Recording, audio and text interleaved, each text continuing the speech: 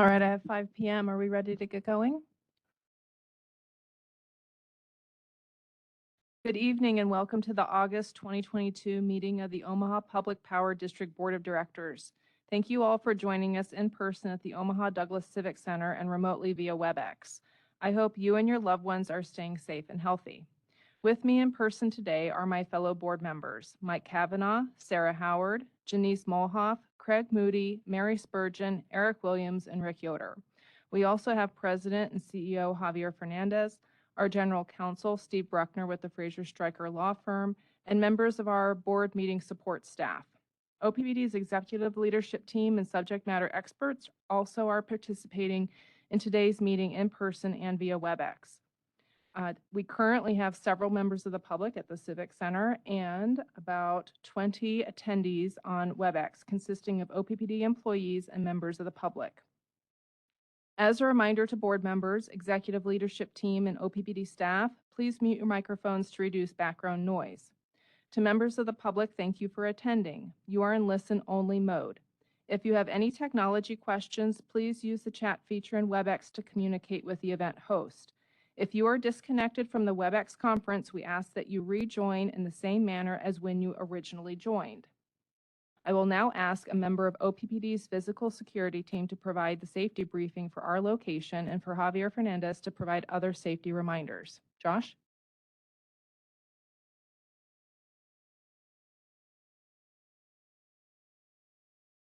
Good. Thank you and welcome to everyone to August OPPD board meeting. As we normally do, we'll start with a quick safety briefing.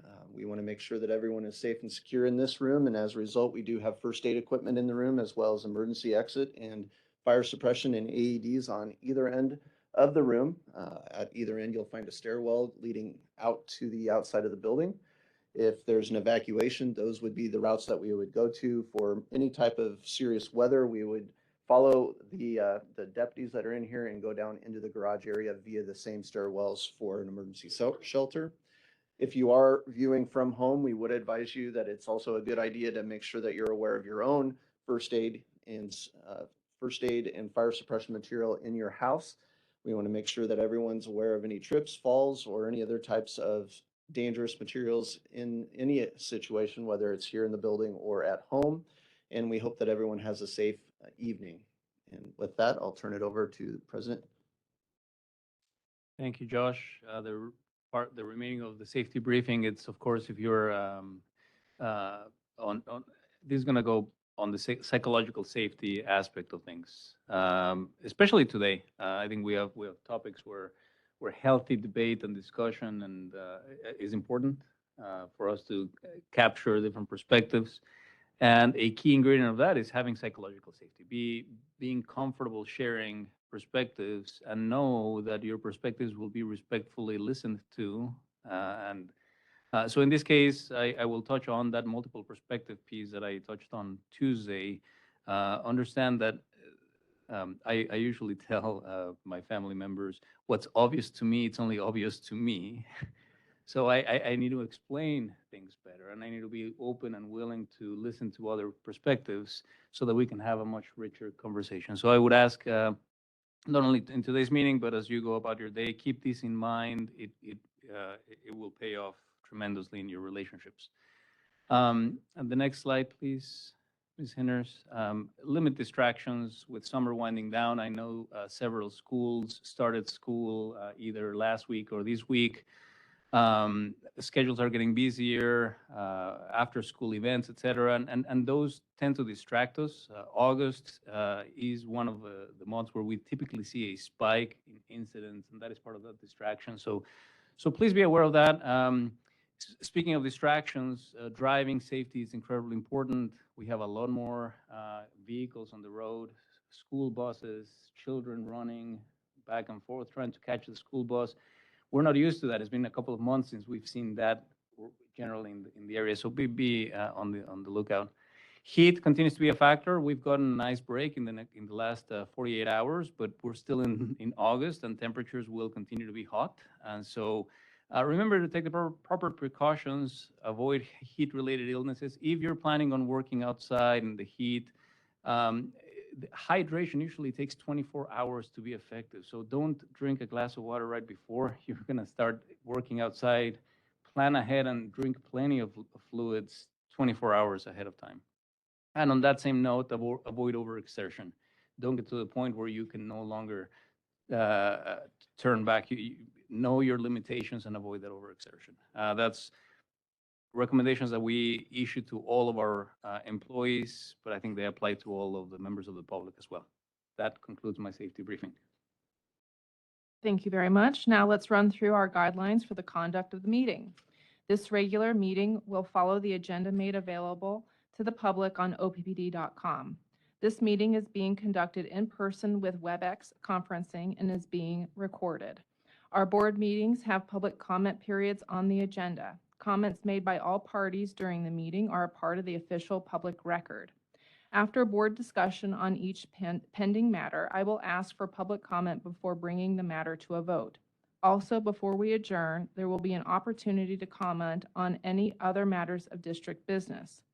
We will take comments in the room first, then via Webex. For in-person attendees, if you wish to make a comment, please line up behind the microphone.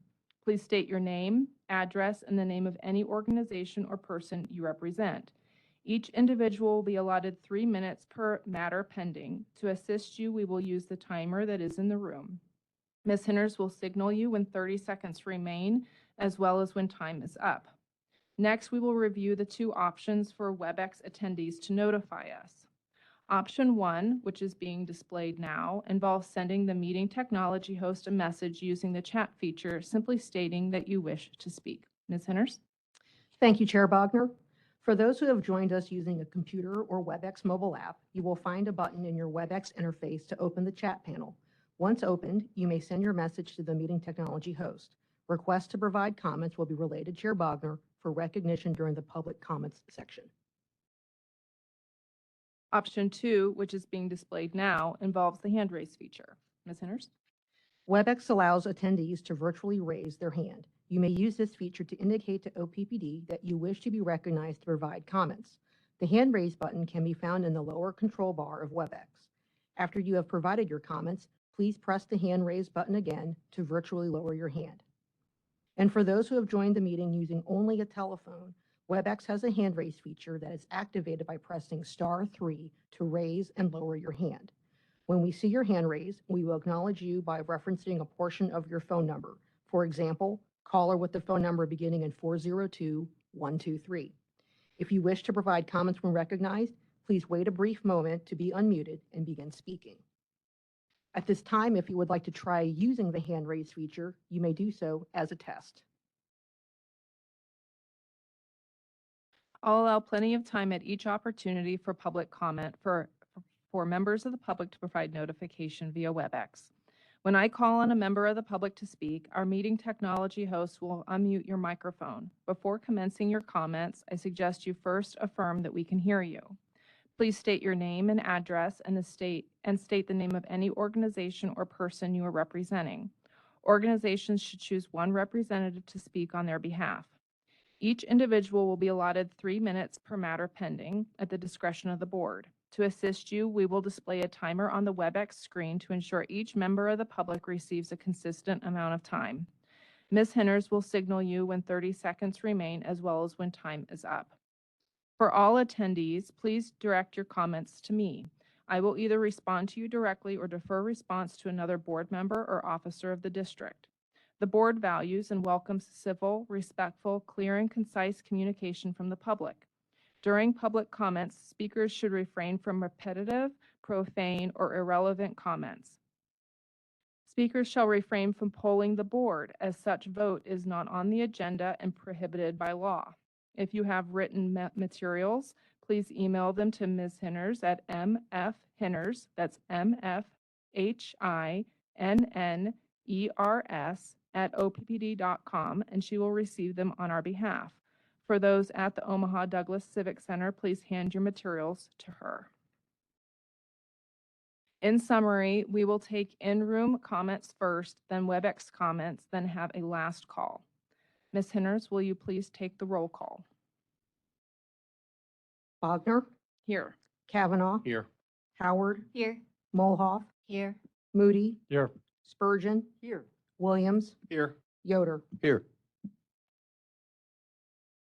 Notice of the time and place of this meeting was publicized by notifying the area news media, by publicizing same in the Omaha World Herald, OPPD Outlets newsletter, OPPD.com, and on social media, by displaying such notice on the arcade level of Energy Plaza, and by emailing such notice to each of the district's directors on August 12, 2022. A copy of the proposed agenda for this meeting has been maintained on a current basis and is readily available for public inspection in the office of the district's corporate secretary. Additionally, a copy of the Open Meetings Act is available for inspection on OPPD.com and in this meeting room. The consent agenda items for this evening are as follows. Item 6, approval of the May and June 2022 comprehensive financial and operating reports, June 2022 meeting minutes, and the August 18th, 2022 agenda. Item 7, RFP 5976, Fall 2022 Transmission Construction, Resolution Number 6514. Item 8, RFP 5977, Nebraska City Station Unit 2 Air Preheater Replacement Baskets and Seals, Materials Contract Award, Resolution Number 6515. Item 9, SD9, Resource Planning Policy Revision, Resolution Number 6516. If there are no corrections, changes, or additions to the consent agenda items, I need a motion and a second to approve the items. Motion to approve. Second. We discussed these action items at the all-committee meeting on Tuesday, August 16th. So we will not be discussing them here, and we'll move to public comment. So do any members of the public in the room have comments on these consent agenda items? If you would like to make a comment, please come up to the podium. Okay, I see no one moving in that direction. Do any members of the public on Webex have a comment? Please send a chat to the meeting host or use the hand raise feature in Webex. Telephone users can press *3 to raise their hand. Are there any requests to make public comments via Webex? We do not have any hand raises. Wait, hold on. I'm sorry, Kelly has raised hand. All right, go ahead and unmute. Me? Yes, we can. Oh, wonderful. Thank you so much. I'm sorry I don't have my camera going. I'm new to this platform, so bear with me. I do have a statement. Before you get going, can you please provide us your name and address? Of And course. can you please reset the 3-minute clock. My name is Kelly, and I live at 4875 Oaks Lane in Omaha, Nebraska, 68137. And I am representing the Nebraska Poor People's Campaign. Is that Go ahead. okay? Yep. Go ahead. Okay. All right. I've already given my name and address. I am representing the Nebraska Poor People's Campaign to respectfully request a 30-day delay in the agenda item to rescind OPPD's commitment to closing the 2 remaining coal-fired generators at the North Omaha plant. OPPD has made the reasons and risks I'm of going to stop you for a second. So we're Okay. right now taking public comment on the consent agenda items. Oh, So okay. the resolution that you want to make a comment on will be in a little bit. I'm so sorry. That's Okay. Yeah, just Call on you again and you can start Thank you. from scratch. okay. Thank you. Thank you. Are there any requests to make a comment on the consent agenda items at this time? There are no requests to make a comment on the consent agenda items. Okay. No one's at the podium, so Ms. Henders, will you please call roll?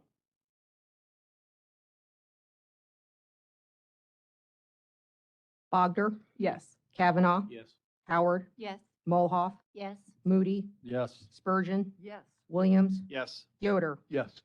Motion carried. Agenda item 10, CEO Performance Review and Compensation Adjustment, Resolution Number 6517. Now therefore, be it resolved by the Board of Directors of the Omaha Public Power District that the compensation adjustment for the corporate officer, L. Javier Fernandez, President and Chief Executive Officer, as set forth on the Exhibit A attached hereto, be and hereby is approved. Motion to approve. Second. Go ahead, Director Moody. Okay, thank you, Director Bogner. Colleagues, this is our annual review and compensation consideration for our CEO. As you all know, one of our most important job responsibilities as directors is to hire, evaluate, and if necessary, terminate the CEO of this organization. And so with that in mind, we've gone through what spanned roughly 2 months, a 2-month process to go through the evaluation process, which has included obviously a couple of closed session discussions amongst us, some committee discussions.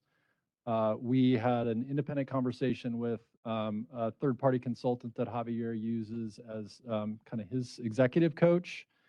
And we also completed an evaluation survey that was sort of framed on our strategic directives to examine Javier's performance. That all culminated in a closed session discussion on Tuesday, during which we had a conversation about the results and how we feel as a board about Javier's performance. And then most recently, Amanda and I met with Javier this morning to talk about the results of that and to explore what's coming up in the next year as well. Top line is that there was consensus during our closed session discussion about Javier's performance. He's doing an exceptional job under what I think we can all agree are really dynamic, constantly changing, and often challenging circumstances. We have been impressed with his leadership of the organization, the way he's introduced himself not only to the organization, but many of our stakeholders across the 13 counties that we serve. And I could go through a long list of things that he's led and achieved over the course of the first year of his role as CEO. A few stand out to me, and if you all want to chime in with others, feel free. Within the first couple weeks of his term, he was faced with the most significant storm that we've ever experienced as a utility. He navigated through that with a very steady hand that our public really needed at that moment in time. The other thing that I think is really important to mention is that the executive leadership team has experienced a lot of transition and change, and that can strain an organization. And I think, again, Javier has assembled what I view as a really exceptional team. And for that, I am extraordinarily grateful about his ability to think about what this organization needs in its leaders and to put that team together. I think that's a really exceptional accomplishment that will prove to be very rewarding for us over the coming years. So I'm very thankful for that. So as we talked about on Tuesday, from a compensation standpoint, we are always interested in monitoring how our CEO's compensation compares to that of the rank and file of the organization. It's a metric that we take a look at, and again, we are not out of line. And I guess in maybe a different way of saying that, there's not a distinct difference in terms of that ratio compared to what we see, especially as compared to investor-owned utilities. The other thing that we know from a compensation standpoint, we don't have any short-term incentives. We don't have any long-term incentives for our CEO. It's base pay, and that's it. And that's abnormal. So when it comes to base pay, we want to make sure that we're compensating Javier in a fair and appropriate manner, which leads us to the 4% increase that is on the table for consideration today. Last thing that I'll say, and I'll let you all talk. You've heard me say this before, and I'll say it again. This is a retention issue for me. We have an exceptional team. We have a great leader in Mr. Fernandez, and this is but one way to recognize his performance through money. There are other ways to do that, but today is about his compensation. So, thank you. I'll leave it there. All right, Director Mulhoff. Sure. It's been a real pleasure to work with Javier over the last year. The way that he has approached every challenge has been exemplary. And he started out with a team that was, I would say, crumbling. His ELT team He had to replace, redesign, reformat how his ELT was put together, who was on the ELT, and how you all work together. And I just would have to say that it's been a pleasure to see how this is fallen together. And we all know that Javier is dedicated, but we want to make sure that that dedication is rewarded. So thank you. Director Spurgeon. I don't follow Mr. Fernandez around, so I don't know everything that he does. But I have a little idea of how many things that he is involved with and his sort of extracurricular activities, as it were, outside of OPPD that are significantly important to not only our utility, but to all of our district and everyone that we serve. So I will just endorse everything that's been said before. It's just, I haven't worked with him as closely as I know the governance team has, but the interactions that I've had with him and how I see him working with the public are exemplary. So we're lucky to have him and happy to keep him on board. Thank you. Director Yoder. Thank you, Director Bogner. Javier, I like Javier and I respect him a great deal. He's a man with whom I'm incredibly impressed. His abilities, his thinking, how he thinks about things, his openness, his vision for the organization. Javier, you're making many of the right moves. You're making the right choices in difficult situations. You're faced with a lot of wicked problems that are not of your own making, and you and your team are doing a good job to handle those. I want to underscore that. I mean, you're doing a great job. And I want to underscore that because I have a history of not being in favor of raises.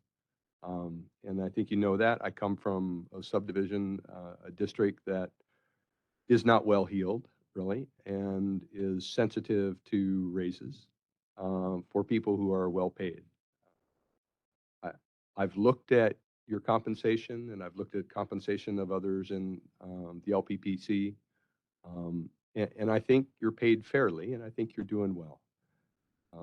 So the reason I want to underscore it is however I vote, you have my confidence, you have my respect, and you're the right man in the right position. I'm glad you're here. All right. Thank you, Director Yoder. Director Williams. Yeah, I also appreciate the service that Javier provides to the organization.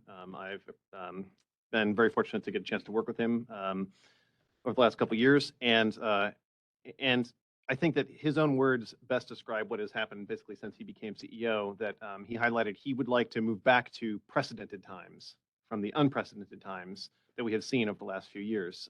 In each of the last several years, we have seen what would previously have been described as an extraordinary, kind of unthinkable event. But right away, when he began as CEO, he addressed an extremely large challenge, and he did so extremely well. We are also in the process of preparing for the future through the decarbonization planning, through the resource planning, and through the development of the personnel in the organization, as well as the programs, projects, and services that serve our customer owners. So in all of those areas, I find the performance to be excellent. I appreciate everything we have been doing. I look forward to continued expansion of the way in which we strive to be the utility of the future that I know we have outlined in our Powering the Future 2050 vision. I look forward to seeing new personnel join the team to help accelerate the programs that are in place and to develop the new programs that we will need to continue to improve into the future. And with all of that, in comparison to other CEOs and within our own organization, I find the compensation and the increase here to be well-deserved, and I appreciate everything you have done and look forward to continuing to work with you. So thank you. All right. Thank you. My colleagues say it so well, they don't leave much more to say. So I'll just say thank you for your service, Javier. We very much appreciate you and look forward to the coming years. With that, we will move on to a public comment for this item. And so if any members of the public in the room have comments on this action item, you please come to the podium. All right, go ahead. Customer owner David Begley, 4611 South 96th Street. My pronouns are beep, bop, and boop. My pronouns are beep, bop, and boop. I would submit to the board that for $1 billion company, that the CEO is underpaid. And I would also urge the board, as referenced by Director Moody, that you need to have a long-term and short-term incentive program for the CEO so that the board's interests are fully aligned with the CEO's interests. And in particular, since the board is so keen on saving planet Earth with your net zero carbon pathways to decarbonization plan, I think you ought to have some milestones in these incentive plans. So when you build out your 3,800 megawatts of wind and 3,000 megawatts of solar, Mr. CEO gets a bonus. And in particular, if he's able to get the approval in Cass County for the 300 megawatt solar project, then he should definitely get a bonus. So I very much urge you to look into that so that, like I said, his interests are aligned with the board interests, not necessarily with the ratepayers' interests. But, you know, this seems to be something that you're really quite interested in, and I think you should really do that. Thank you. All right, are there any other members of the public in the room that would like to make comments now? All right, we will move on to Webex. Do any members of the public on Webex have a comment? Please send a chat to the meeting host or use the hand raise feature in Webex. Telephone users can press *3 to raise their hand. Are there any requests to chat? There are no requests or hand raises to comment upon this action item. Okay, we'll give it one more moment.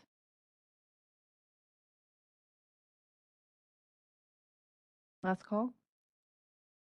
All right, Ms. Henners, go ahead and call roll.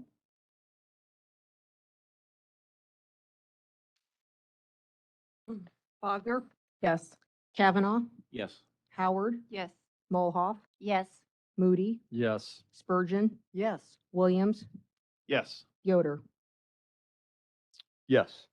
Motion carried.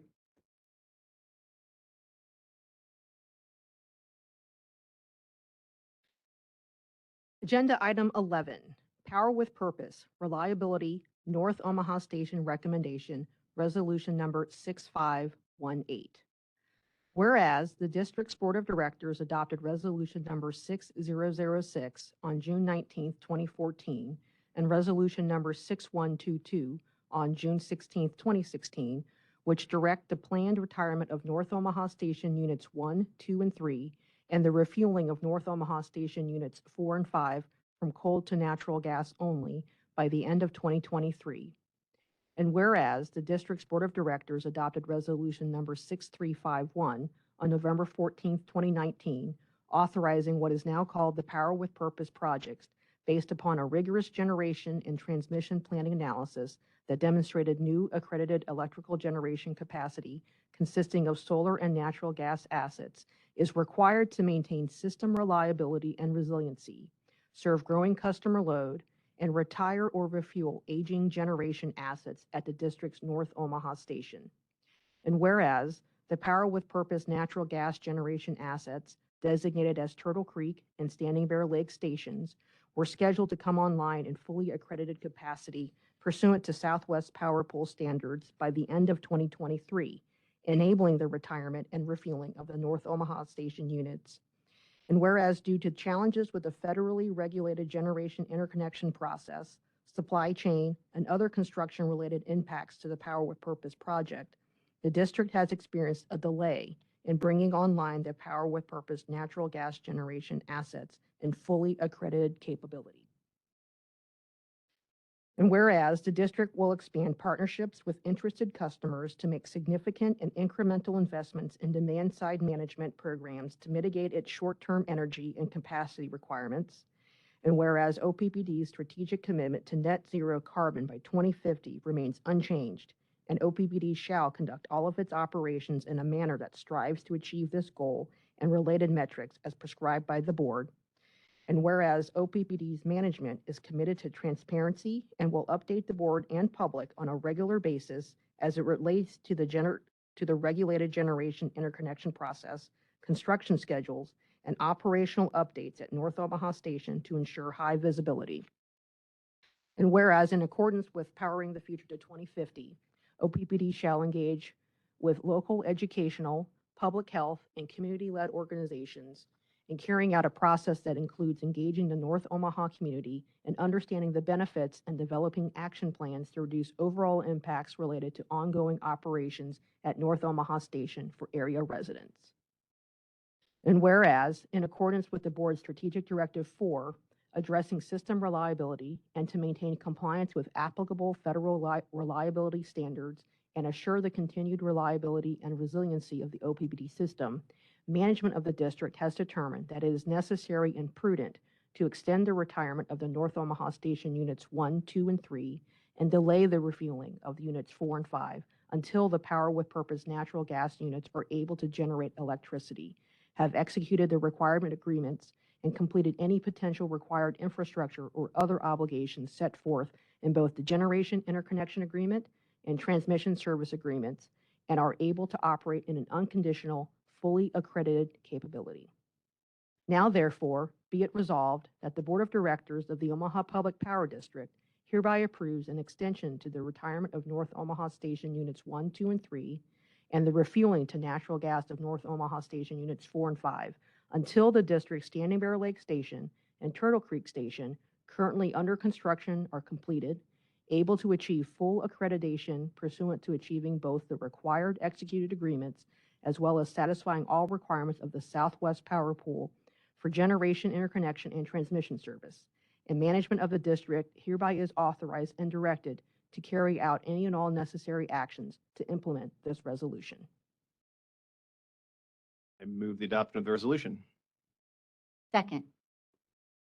All right, thank you. So as you can imagine, with a very long resolution, we know that there's significant public interest in this topic. So for this reason, we're going to change our process for how we hear public comment and have discussion today. So we're going to start with a board discussion that's going to be focused on clarifying questions to staff and Javier. And then we're going to move into our public comment period for this resolution.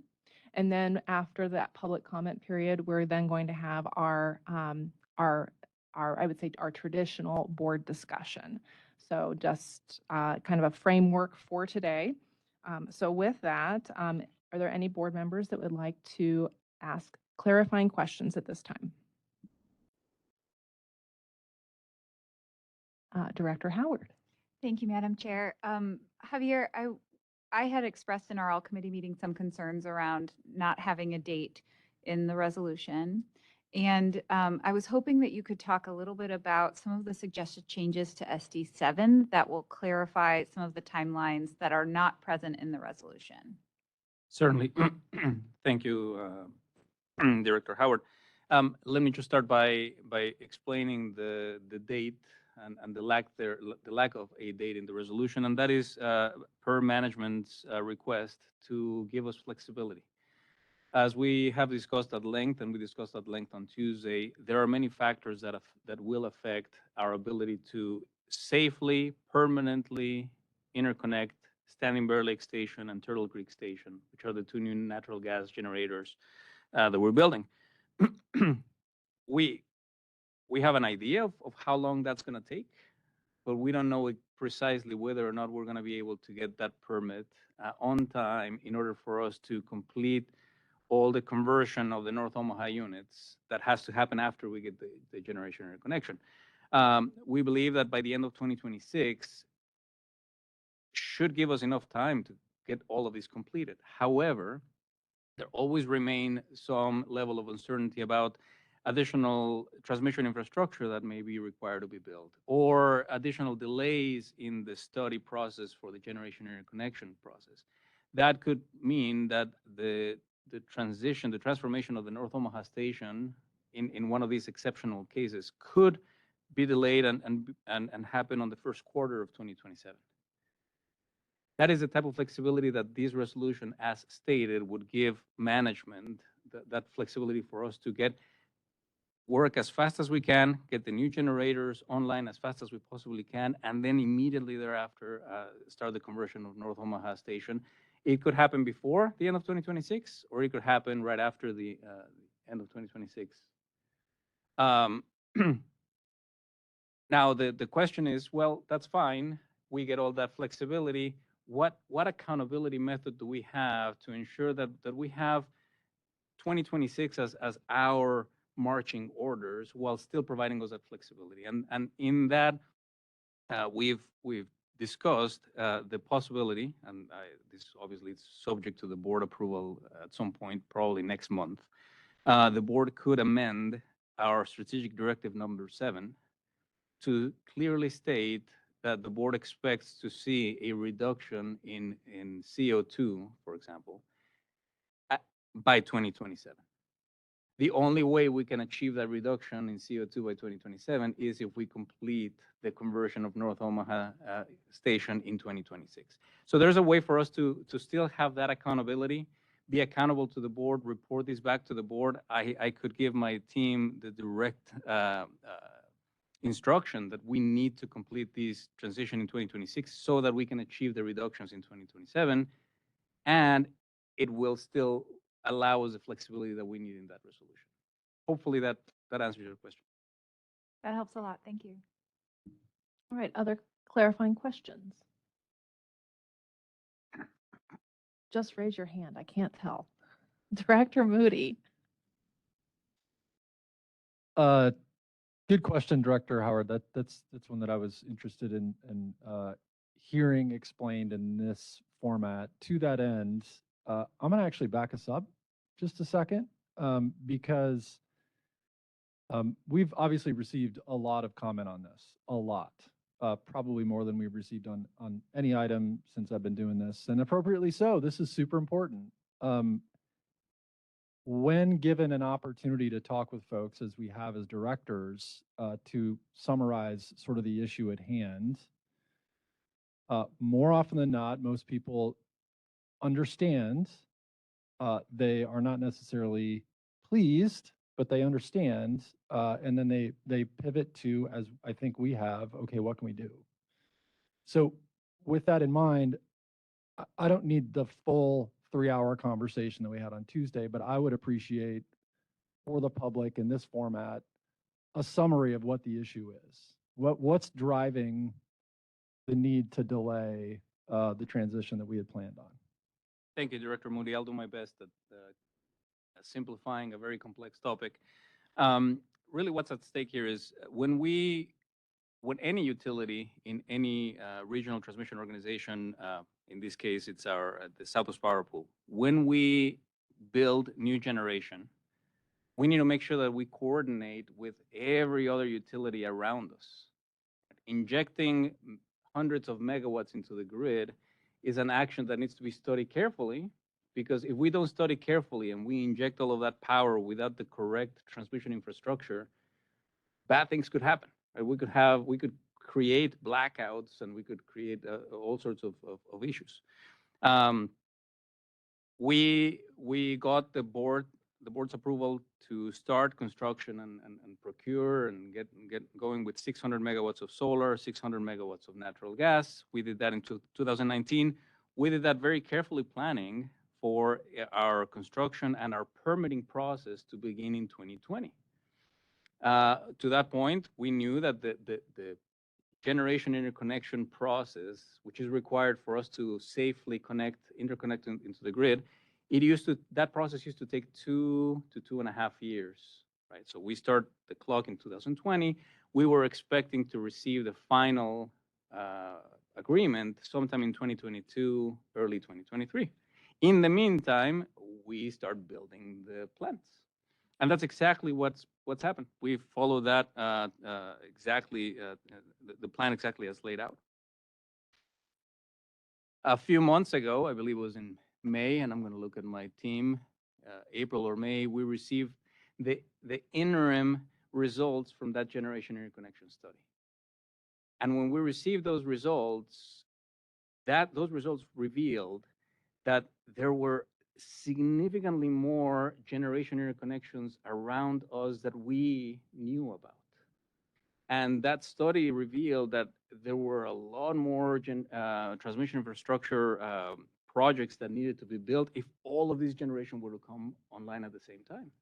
It surprised us. We knew about a few generation interconnection requests, but we didn't know the extent of the entire queue. And I'm going to very respectfully point out the irony here is that the majority of these requests that are coming from other utilities or other developers are wind and solar and batteries, right? The advent of renewables and the mission that other utilities like ours have to decarbonize is alive and well. It's definitely felt in the nation. And it is precisely those requests that flooded the queue for studies. So we found ourselves all of a sudden, the Southwest Power Pool, which acts as an air traffic controller, found itself in a position where they said, hey, these 2-year to 2.5-year process, it's going to take 4 years, perhaps 5 years, because of the volume of the complexity of all of these other requests that came to the queue. We find ourselves in a position where we will be able to finish construction, and we should be able to start engines of the 2 new power stations early in 2024. However, we do not believe we will have a permanent, irrevocable permission to interconnect those into the grid. We are working really hard to get interim permission to interconnect. We should be able to get those units on and up and running, but they will have an interim permit to interconnect. Here is a problem. If we interconnect those 2 units and we start the conversion of the North Omaha station, we retire 3 very valuable units that provide capacity, and we start the refueling of units 4 and 5. And that interim permission to interconnect on the 2 new stations gets pulled away from us. Remember, it's not permanent yet at that point. We could be in a position where we are severely short of capacity. And that would degrade the system stability to a point that is unacceptable to our engineers. So that is the reason why we're asking the board to help us delay the conversion of the North Omaha station until we can have the assurance, we can have that irrevocable permanent permit to interconnect the 2 new assets we're building, and we can safely then continue our transition on our path to decarbonize our fleet. And this is, I've said this many times to our team, the mission to provide reliable and affordable energy services is incredibly important. And the mission to decarbonize our fleet is incredibly important, but it's not easy, nor is it quick. It will take the careful planning and the days and nights that our men and women at OPPD have spent studying this transition to make sure that we can do this in an orderly manner and that at no point we put reliability at risk. But make no mistake, our commitment remains as solid as it was from day one to continue the conversion of the North Omaha station, to retire units 1, 2, and 3, and refuel 4 and 5. We will do that very carefully, and we will do that without putting the system at risk, or at least that is the request for the board. I hope that is a good summary. Other questions, Director Moody? No, I'll yield. Thank you. Okay. Director Molhoff. So Javier, in the resolution, and I know that we kind of added this at the last minute about engaging with local can you hear me? Local education, public health, and community-led organizations in carrying out engagement in North Omaha and ongoing trying to reduce the overall impacts. You know, we had a presentation in our committee meetings from UNMC about childhood asthma in North Omaha. And what they listed, there was 8 factors that contribute to that. One of those is the coal, of which we have reduced those emissions by 40% by doing the changes that we've had. So how do you envision your outreach to the North Omaha community will be so that we can assure them that we are helping not just with this one aspect, but also with those other 7 factors that affect childhood health in North Omaha? Thank you.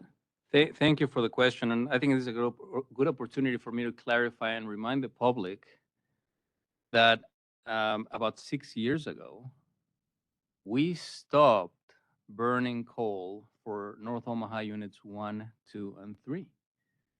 Emissions at the North Omaha station have been reduced significantly. Those units, by the way, are still available today. We run them on natural gas. Those units are off most of the year. We turn them on when we absolutely need them, and I'm going to talk about that later on at the President's report. In hot days like the ones we've had recently, that's when we turn those units on to help with the grid. But we have not burned coal at North Omaha for units 1, 2, and 3 for now going into, I believe, 6 years. But you're right. There are many factors, and we are one of those factors. And our commitment, I think part of this language in the resolution is really aligned with our core values. At OPPD, we honor our community, we have a passion to serve, and we care about each other. And honoring our community, to me, in this case, means engaging with our community, engaging with different organizations, listening to ideas. What can we collectively do to improve the lives of not only people living in North Omaha, but people living all over our service territory? We clearly understand that we play an important role, but not the only role. There are many, many things that I can think of where we can engage with other organizations on looking at improving building codes, looking at improving ways in which we retrofit homes, not only for energy efficiency, but also to improve the indoor air quality at residences. Oftentimes, that is another one of the factors, right? It's mold and lead and things that are inside a home. We need to be very careful, and we know that we have to stay in our lane of energy, but that does not prevent us from being a catalyst for dialogue and discussion.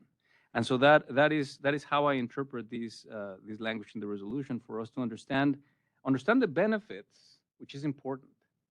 We at our North Omaha station, I don't know if members of the public, I know many members of the public know, we partner with the Little Vikings organization. We provide some of the land that we have. It's provided to help. We have sports fields right there. Those are some of the benefits of being a good neighbor in the neighborhood. Other important benefits, and Director Williams mentioned this on Tuesday, is the stability of the system, making sure that we have vulnerable people at homes that depend on the reliability of the system. We have people who depend on us providing reliable power to power oxygen machines or dialysis machines, hospitals, water treatment facilities. So those are important benefits that we want to make sure that we highlight, and that we also highlight what are the other opportunities that we have to improve the life and the quality of life of our neighbors. So I hope that helps in explaining how I think this is going to turn out. I don't know exactly the outcome, and that is the beauty of the process that we will go through, and we will very likely find out tens of more of ideas than the ones that I just laid out. And what I like about this is we will have an action plan. Right? It's not just studying and meeting, but an action plan. Some of those action plans are going to fall on OPPD. Some other action plans might require us to partner with other organizations to complete them. We don't know what those will be, but we'll report that back to the board. Any further questions, Director Mulhoff? No, thank you. Any other board questions seeking clarity right now? Go ahead, Director Spurgeon. Thank you, President Wagner.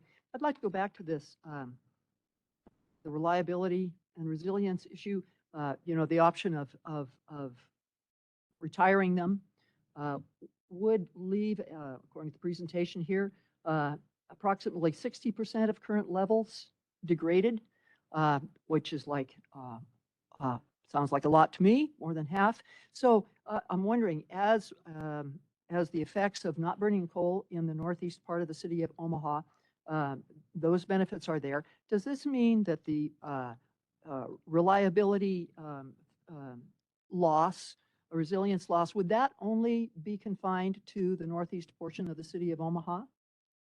No, that's a great question. No, so if we were to degrade our system by 60%, if we were not to keep our North Omaha units on while we receive the interconnection agreement, this degradation of the system would affect not only the 850,000 people who live in our service territory, but perhaps and very likely would reach out multi-state effects, because we could be the responsible. This could lead into regional blackouts. Right? When the system becomes unstable, the lights don't just go out in the neighborhood. In this case, this is something that big that could cause a regional blackout. Regional blackouts are precisely the thing that we worked really hard to prevent in February of 2021 with the polar vortex, when we had controlled outages in the middle of the winter. We were trying to prevent regional blackouts. Once you have a regional blackout and the entire system goes down, you're talking about different states at the same time being in the dark. Restarting the system, and this is similar to the 2003 Northeast blackout that affected over 50 million people, right? That's what we're talking about here. If the system, we have a complete system blackout, it could be days before we bring it back on. To add to the situation is, these blackouts would typically occur on the hottest day of the year or on the coldest morning of the winters. This is when our system would be put to the test. If we don't have those that capability there, that's where we could lose power. So we were talking about loss of life, incredibly important. And again, so the benefits are not only confined to the neighborhood. They're spread out across the whole region, such as the risks if we do not act responsibly. Thank you.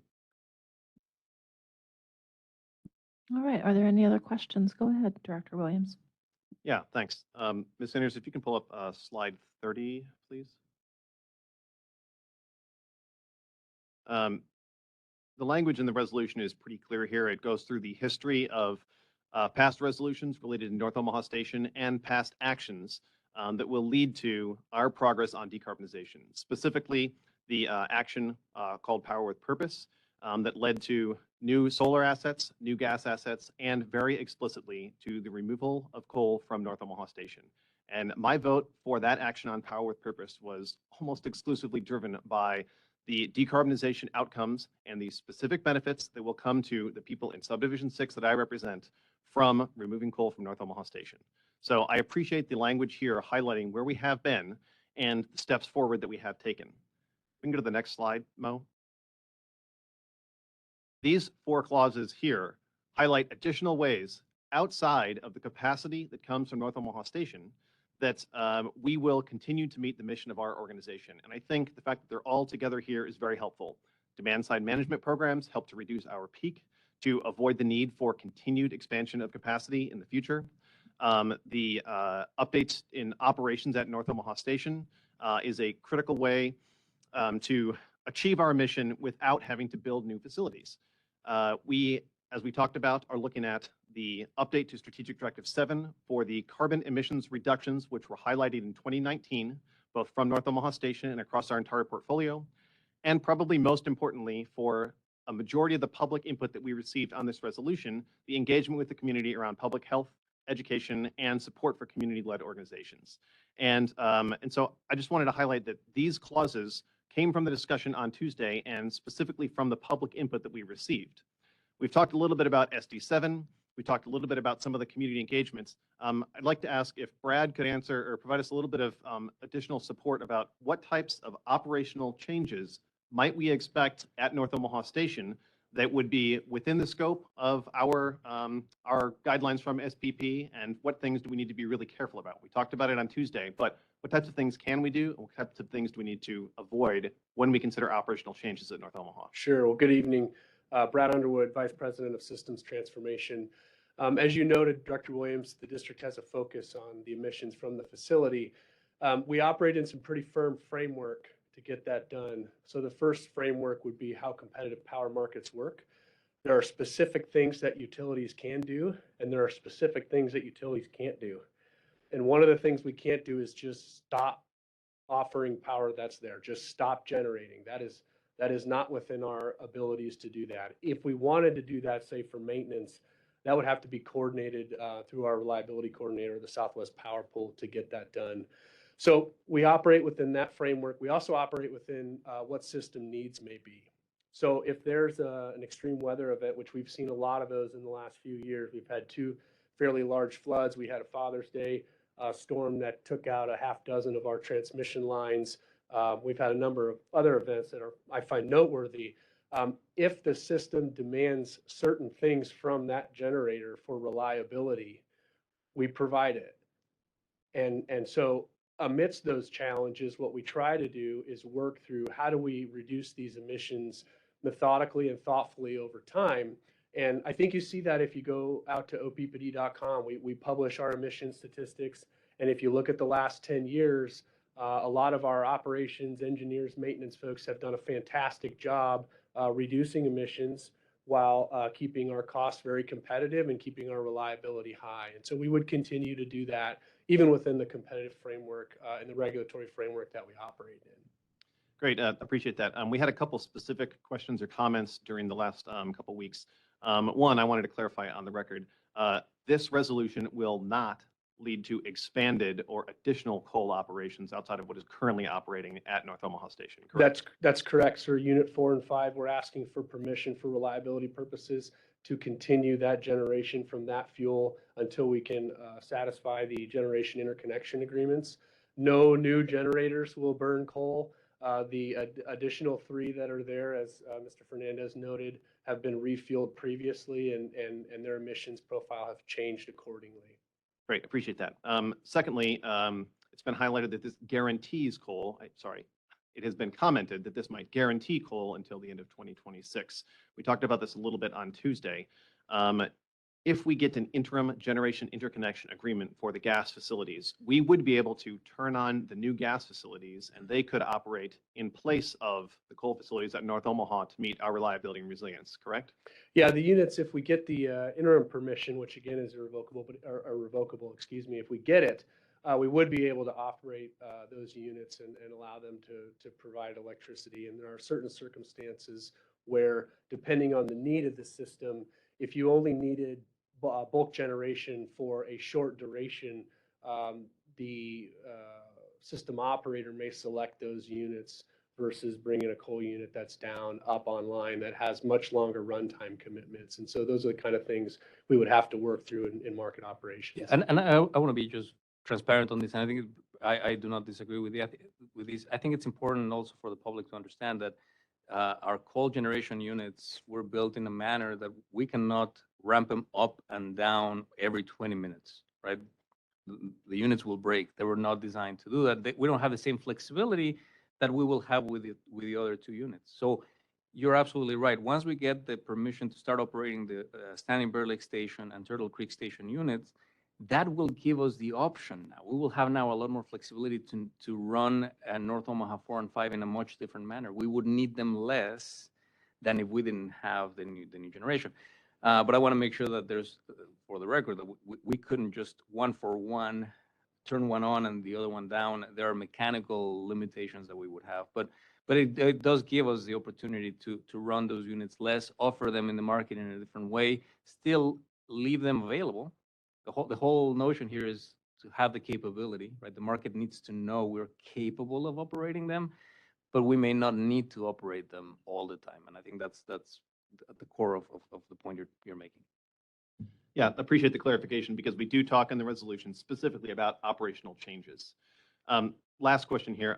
In June, I requested some time to discuss with SPP directly, hear from them about how the process is being improved and about how our requests for connection have moved forward. And I appreciate staff helping to coordinate that meeting this week and SPP taking the time to meet with me. And I have increased confidence that the process improvements are going to lead to a more rapid approval of the permits that we have submitted so far. To that point, we have talked about anticipated completion by the end of 2026, with the possibility that it might be longer. I am more confident that it will not be longer after having talked to SPP, but again, things are somewhat out of our control. The other point I wanted to clarify would be, it is also possible that it could be earlier, correct? That's correct. And so I just want to clarify, because we received comments in each of these three areas, that this does not guarantee that we will definitely continue the operations any longer than is necessary based on the permits, the approval from SPP for the newer, more efficient, lower emission resources to come online and replace the older and less efficient, higher emitting resources at North Omaha. That's correct. And I would just offer too that there were components of our study of interconnecting our new power with purpose assets that we identified on the network, things that needed to be addressed. So when I say network, it's really the bulk electric system or the transmission system. And so we had identified a few components that we thought the study would identify in the Southwest Power Pool. And I think, in a great credit to our teams, they were very proactive in seeking those out, what things those were, and putting some infrastructure solutions in place to make sure that this moved as efficiently as possible. So that might not be all we find, but we found some stuff and we took the action that we could, and we'll work with SPP for the rest. So then, last question, can you remind us of some of the technical steps that we have taken to move forward on both conversion at North Omaha Station proactively, and then also some of the backing on the new stations? I mean, we received comments that said something like, you don't actually want to complete the conversion, you're not moving forward with this. Can you remind us of some of the things we have taken board actions related to North Omaha Station and some of the progress that has happened at both Standing Bear and Turtle Creek? Can you remind us some of the things that are in process now that, quite frankly, can't really be undone? We don't want to, nor would we attempt to try. So what are some of those specific steps that are already in process now? Yeah, very good. I appreciate that question. So we have probably more people than I can count working on this, either from the policy or the physical construction side. And so there's a couple of things that have been set in motion that allow us to be successful, that I honestly, in a world of so much uncertainty, I can't imagine a change to these things. So we applied for a generation interconnection agreement back in 2020. Again, as Mr. Fernandez noted, we thought that would be about 2.5 years. And so we put that in motion. We put the interim request into SPP. We've also signed engineer procure construct contracts to buy the original equipment manufacturer's technology, which is, as we speak, I believe, crossing the ocean to come to the United States if it's not here already.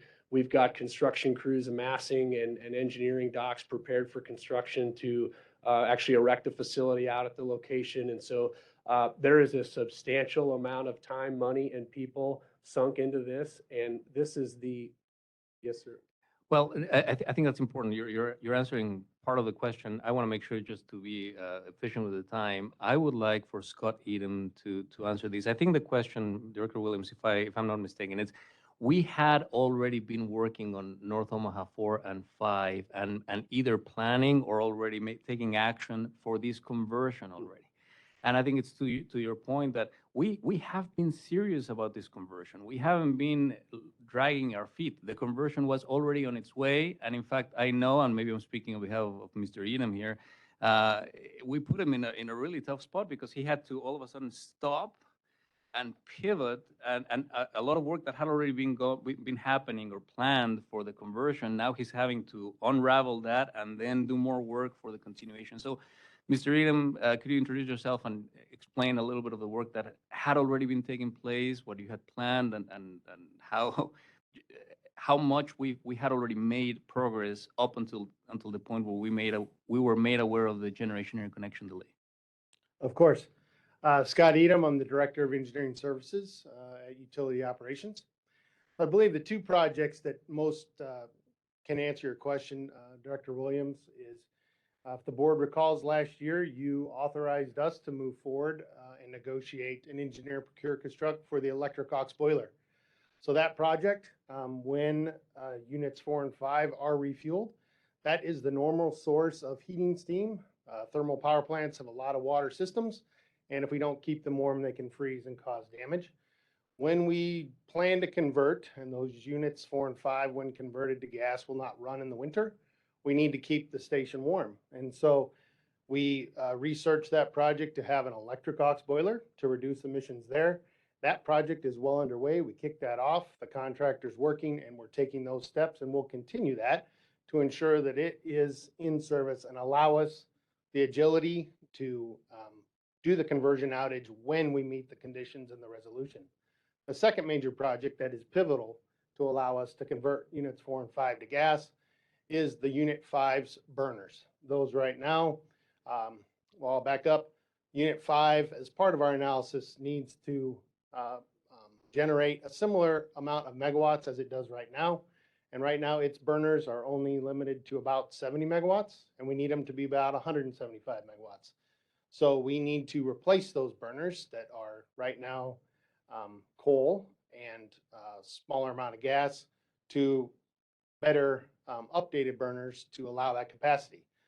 That project is still underway, and we are negotiating with the various vendors to allow those burners to be delivered to the site. We will store them until we meet the resolution and able to conduct the conversion outage. So I believe those are the two major projects, which again, the resolutions are still going to proceed, and we are going to continue those. To Mr. Fernandez's point, we do have to take that pause and make sure that the units are reliable and switch that around. But those are two of the major projects that we are still continuing. Thank you. I appreciate the technical clarification. This was covered in June and through some of the outreach we did in July and in August and then on Tuesday as well. But I wanted to make sure that everybody was clear because we did receive some comments that seemed to have had some inaccurate information. So I appreciate you taking the time to clarify all of that now so that we fully understand exactly where we are and where we're going. Thanks very much. My pleasure. Are there any other questions for clarity right Yeah, now? Go I have ahead, Director Yeager. Clarifying questions. So just to be clear on the phasing of this, there's a lot of moving parts here, and it's not specifically guaranteed phasing, but the potential.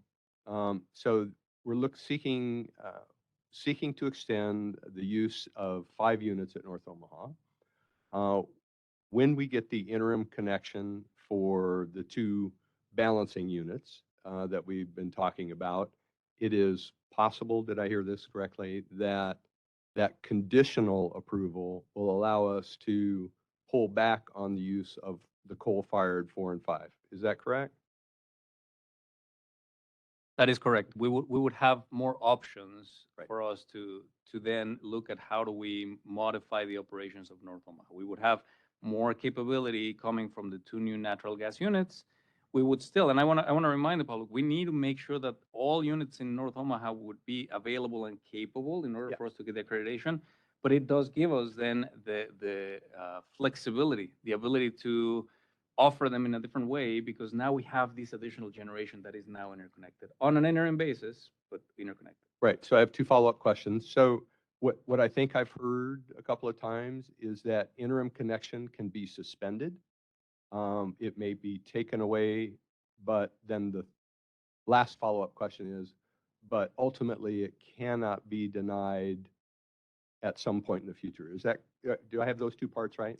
It's almost, technically speaking, and I'm going to look at my experts here, and Joe, correct me if I'm wrong, but interconnection may not be renewed, not necessarily terminated. But once we get interconnection, we know there's a period, a temporary period for which that is valid.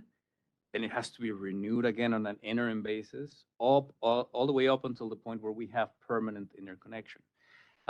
You are correct in that no regional transmission organization has the right to deny our request.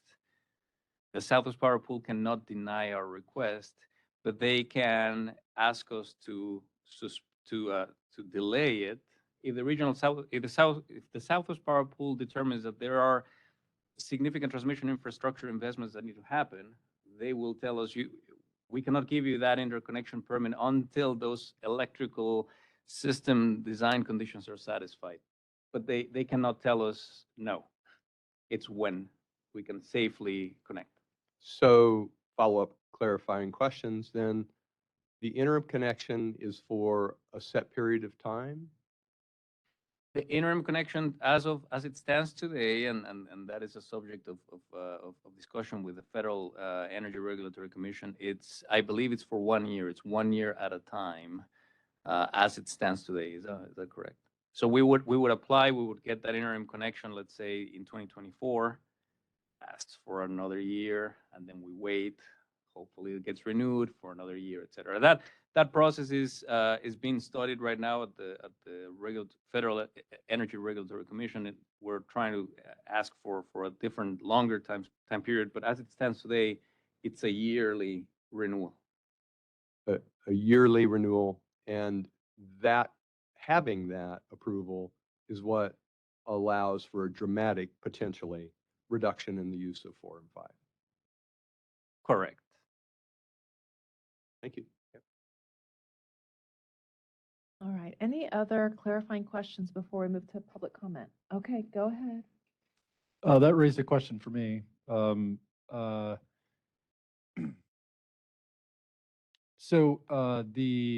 Correct me if I'm wrong, but the study is really the bottleneck.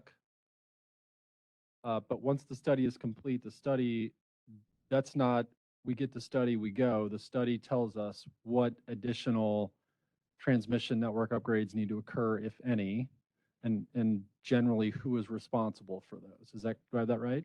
That is correct, and that is an incredibly important piece of this problem. And I'm going to go back to Director Howard's question earlier about the need for flexibility on the date.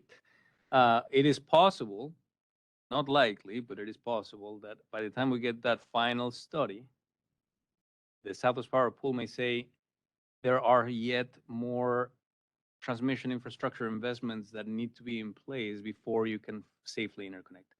Those investments may or may not be in our service territory. It could be somewhere in Kansas or in South Dakota, right? But it's still important that we know that we may need to wait for some of these transmission investments to be in place.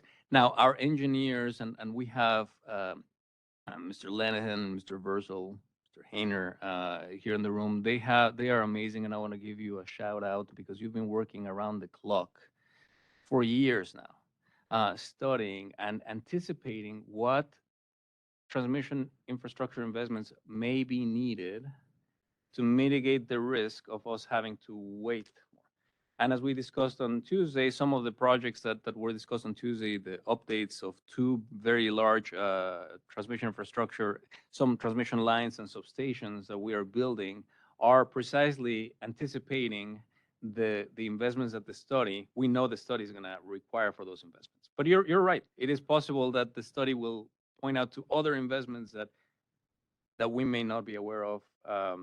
Again, close coordination with the Southwest Power Pool. We are running our own analysis in parallel with them to try to anticipate as much as we possibly can those investments to ensure that when we get the study final, it'll be ready to connect.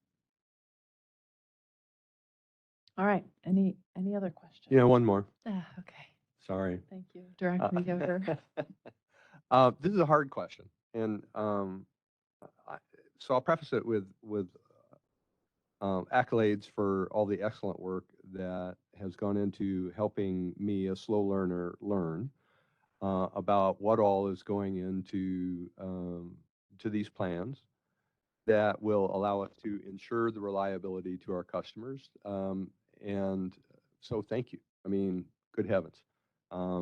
It's been very helpful, and I couldn't ask for any, I could, but I couldn't ask for any more. That's a private joke. I couldn't ask for any more, really, and nor should the public.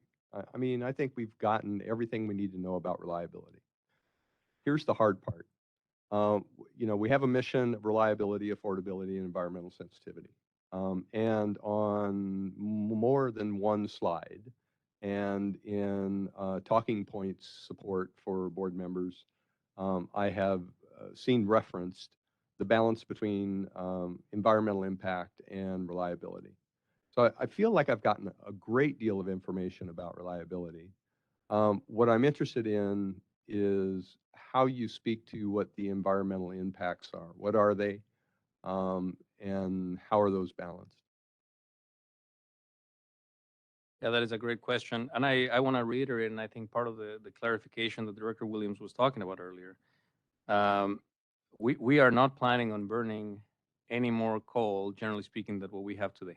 So the units that are running on coal today will remain on coal.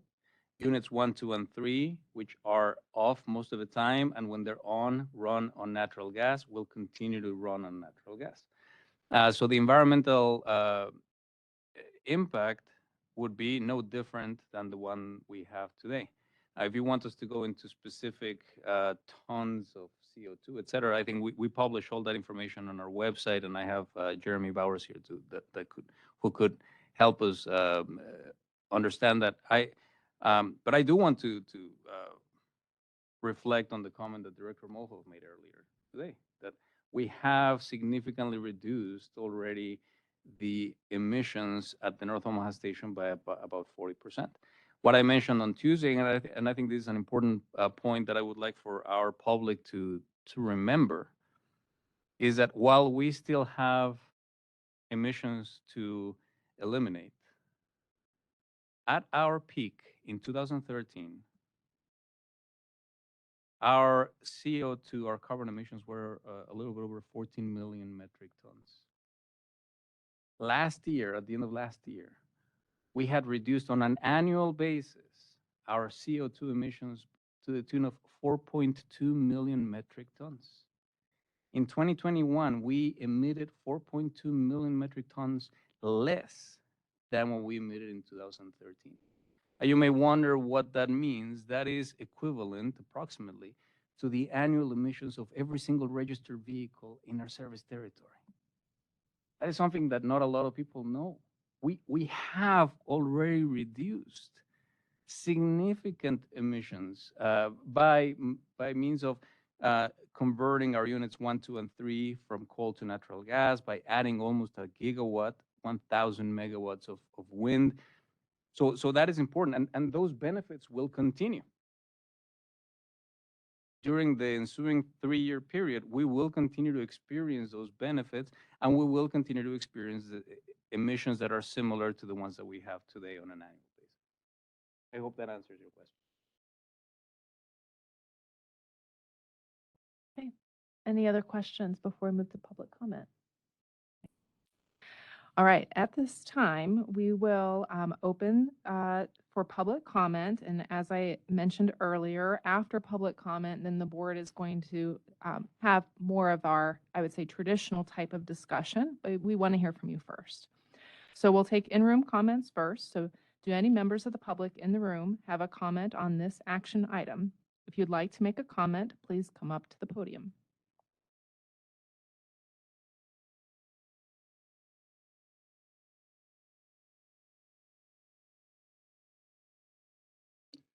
May I ask, are you asking for Name and address. proponents and opponents separately? Nope. That's just good. Provide your because name and I'm both. address, please. I'm standing as an opponent and a proponent of the resolution. So you made it easy for me. Before you start my clock, I surely want to mention, and I will give you my name and that I benefited from the discussion before our comments. I know that's not your usual technique, but that had value. And I would also say, how dare you reduce us to 3 minutes on a subject so important. With that said, you may begin to think about starting my clock. But my name is Preston Love Jr. I live at 6021 Villa de Sante. My distinguished director is Mr. Williams. I come to you as a long-term North Omaha resident. And may I say that also that I have been for most of my adult life, an advocate for North Omaha. I now have the distinct pleasure of being one more thing that you can see by looking at my hair. I'm a community elder and feel responsible for at least sharing my wisdom as it relates to the things that interact with North Omaha. Again, I have the longer and bigger concern and the reason that I'm here. As I listen to, quite frankly, the eloquent presentations and the technical ones as well, it really boils down to me, and much of my community is the public health. It's just simply that. And so I would ask that you understand that many of us, some of us, even college educated, have no idea what you're talking about technically. But we respect your work and respect your spirit. But I'm here just to comment on all of that. May I even be so bold as to give you, because I'm a university professor, I'm going to give you a 1-minute workshop. How about that? I want you to understand, in spite of all that you've said and said well, there is a public trust issue here. There is a public trust issue. The promise was made that this would be approximately the time we would shut down not only 1, 2, 3, but the other ones as well. That was a promise, a covenant, if you will, with the community. I want you to know in my little short workshop that this institution has to deal with the public trust as part of this total calculus that we're doing together. And so promises made are hoped to be kept. I surely intellectually understand what is being said here. That is very difficult to do what the promise was. But I want you to surely not just run by that trust and go to the technical. Not do that. That's why I'm standing on both sides of this resolution. I would say that I would hope that you, all of you, especially staff, that your expertise and your busyness does not overlook the fact that people's health is at stake. I know that your hearts are there, but I want you to know that your solutions are so important to people, to real people. And I don't know, and maybe I know that there are mission studies and charts. I don't know if there's correlations that have been done with the progress that you've made as it relates to the public health. I surely would like to see some of that so that we can track the progress. So, workshop is over. I would like to just say this to you. I would appeal to you to do a couple things, and they all involve one bigger issue. This is too complex for many of us to do. This resolution really was finished within the last 48 hours, I believe. Surely have not had a chance to digest, chew on it, and give you a very learned response. That's not fair. But with that said, I would hope this. I am here to make a recommendation to all of you.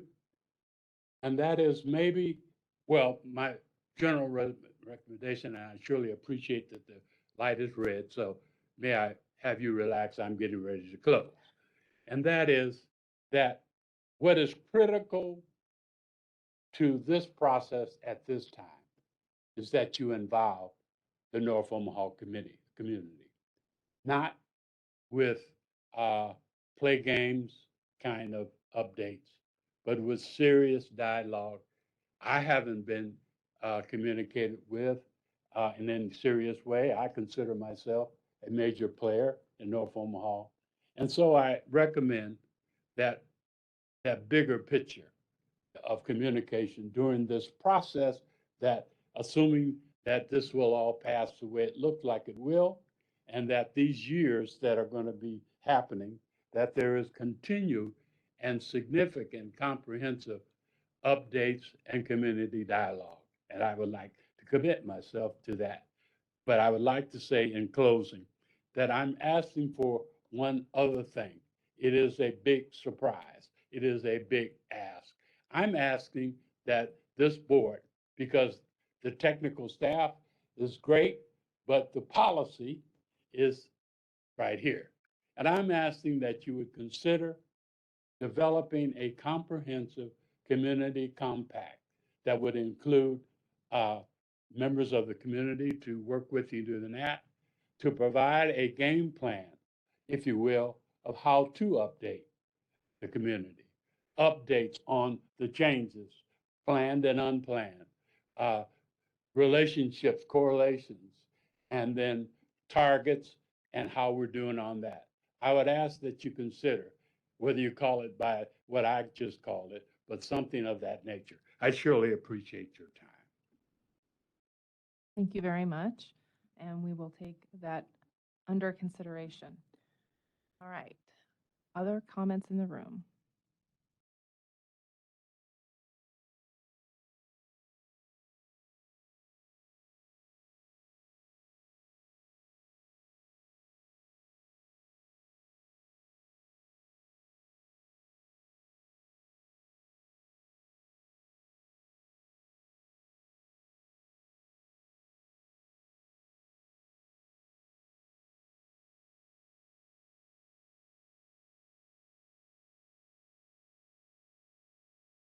Customer owner David Bagley, 4611 South 96th Street.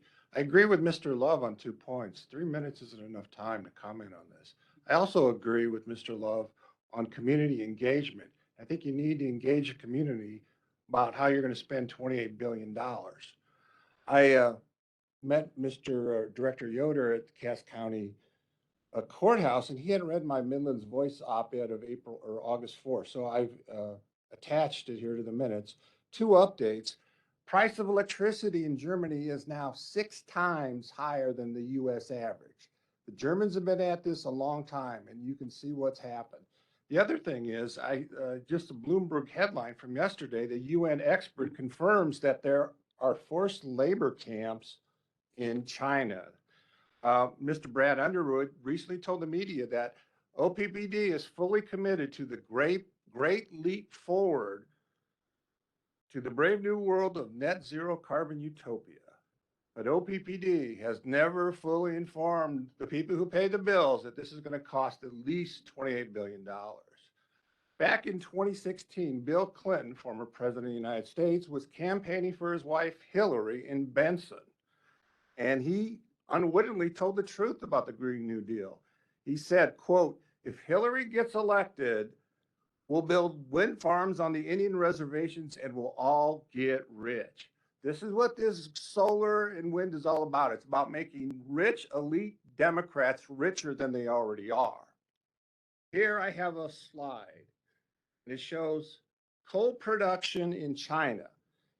India second, United States is a distant third. OPPD doesn't consume even 1% of the U.S. total coal. North Omaha stations units 4 and 5 have a nameplate capacity of 354 megawatts. China, who you may be familiar with, has 1 billion people. 247 gigawatts of coal-fired power plants are planned, and 81 gigawatts of coal-fired power plants are under construction right now. As CEO Fernandez just reminded us, 1,000 megawatts. 30 seconds. 1 gigawatt. OPPD's North Omaha station doesn't even produce 1% of what China's got under construction. So, solution. The local opponents should stop whining and caterwauling to the OPPD board about keeping North Omaha Station open a few more years. Instead, they should move to China, learn to speak Mandarin, and complain to President Xi. Go bother China, leave us Americans alone. Thank you. Thank you for your comments. Are there any other individuals in the room that would like to make a public comment at this time?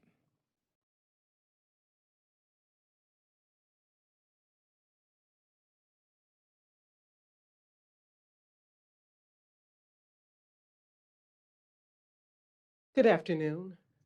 My name is Juanita Johnson. I'm also the city council person for District 2, in which this will make a significant impact on the residents there regarding this proposed decision that's being placed before us today. I'd like to echo in on the fact that your CEO and I have spoken.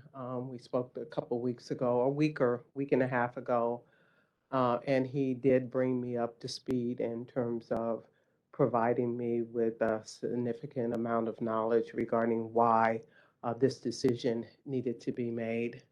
And then I also would like to compliment all of you today in presenting the information in a more logical manner to those that may be listening to this conversation today.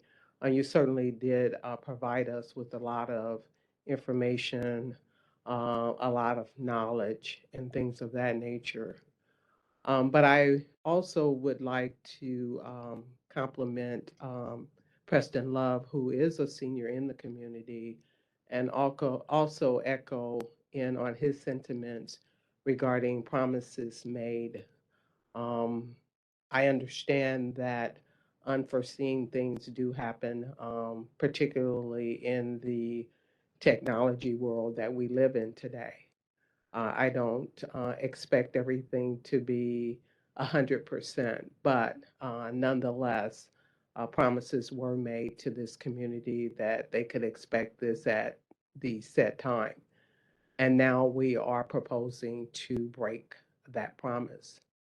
And so I would ask at this time that since we are proposing to break this promise and we have that what we appears to be valid reasons to break the promise, my concern is education to the public in North Omaha.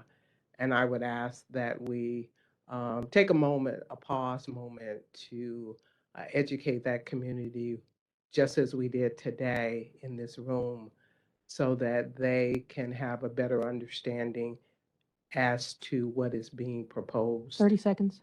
So my request is that we delay this decision today, allowing time for education to appear or occur in North Omaha. Thank you. Thank you. And for the record, could you provide your address? My address is 2520 Franklin Street. And thank you. Thank you. All right. Are there other in-room comments?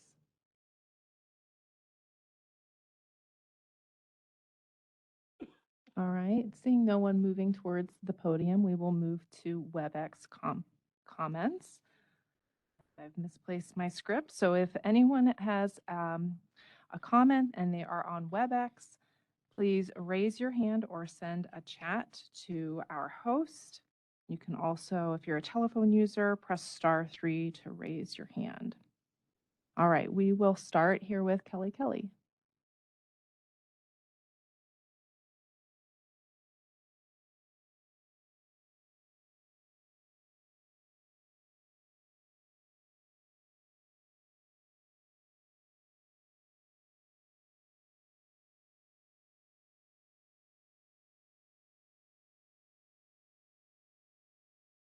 I think that you might be muted yourself. So if you could unmute yourself, maybe then we can hear you.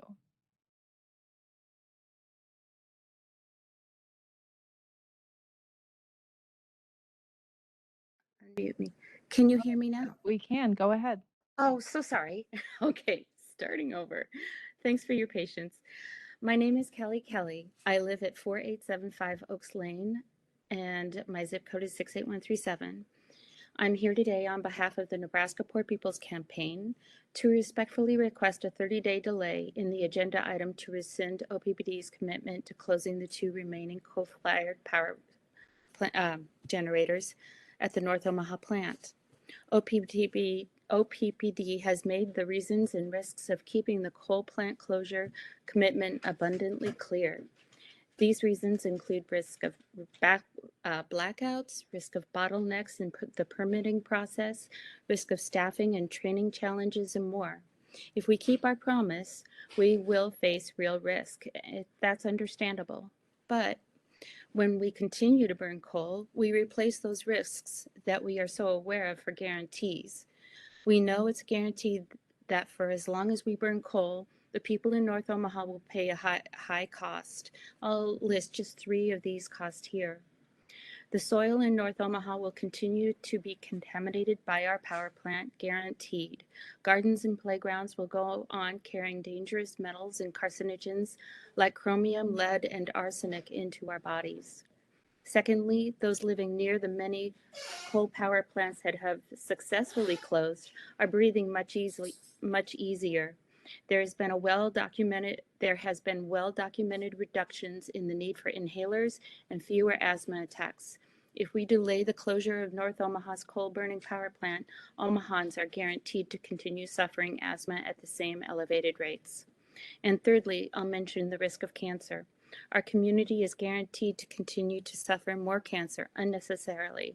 I found an interesting 2019 study titled Reliance on Coal Linked with Lung Cancer Incidence from Harvard School of Public Health. Here's a quote from it. The researchers examined data from 2000 to 2016 from the total of 13,581 coal-fired plants in 83 countries. Using a metric called coal capacity per person, the researchers found that for every 1 kilowatt increase of coal capacity per person, the relative risk of lung cancer increases dramatically. In closing, I do realize 30 seconds. that you see difficulties ahead in living up to this closure date, but the costs to individuals are quite real too. The Nebraska Poor People's Campaign respectfully asks that you delay the decision to postpone the North Omaha coal plant closing for 30 days so community conversation, education, and assessment can indeed take place. Thank you for listening and your consideration. Thank you. All right, we have comments also by David Corbin. Go ahead, Dr. Corbin.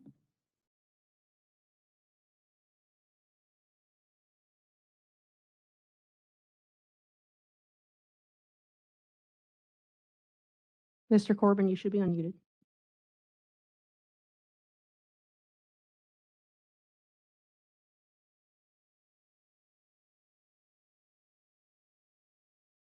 Hello, can you hear me?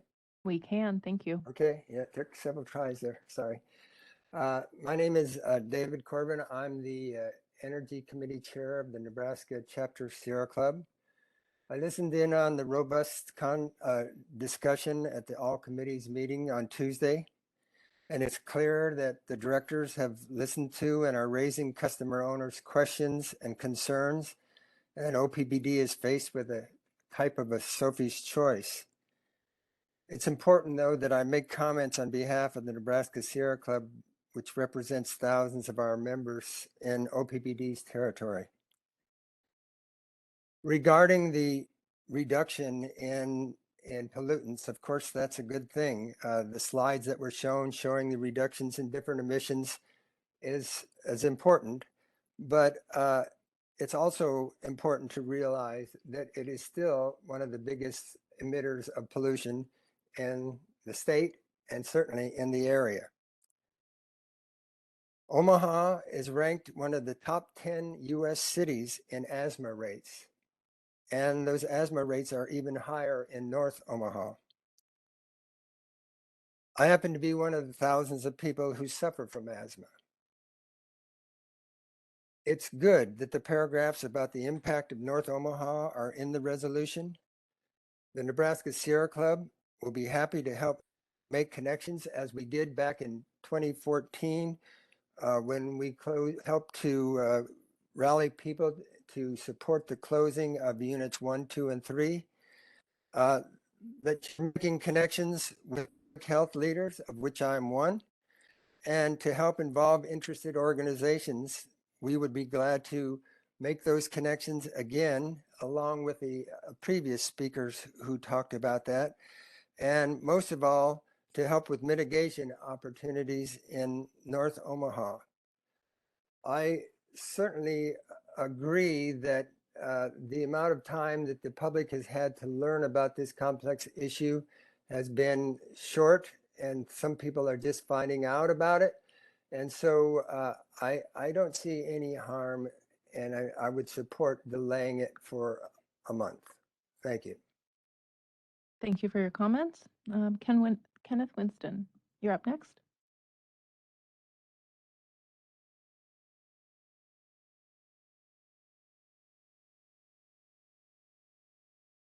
You should be unmuted.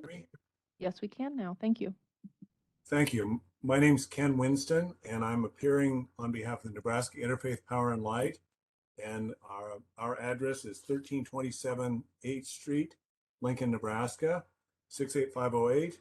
I'm also a community organizer for the Nebraska Sierra Club, but I'm clarifying that I'm speaking today only on behalf of Nebraska Interfaith Power and Light.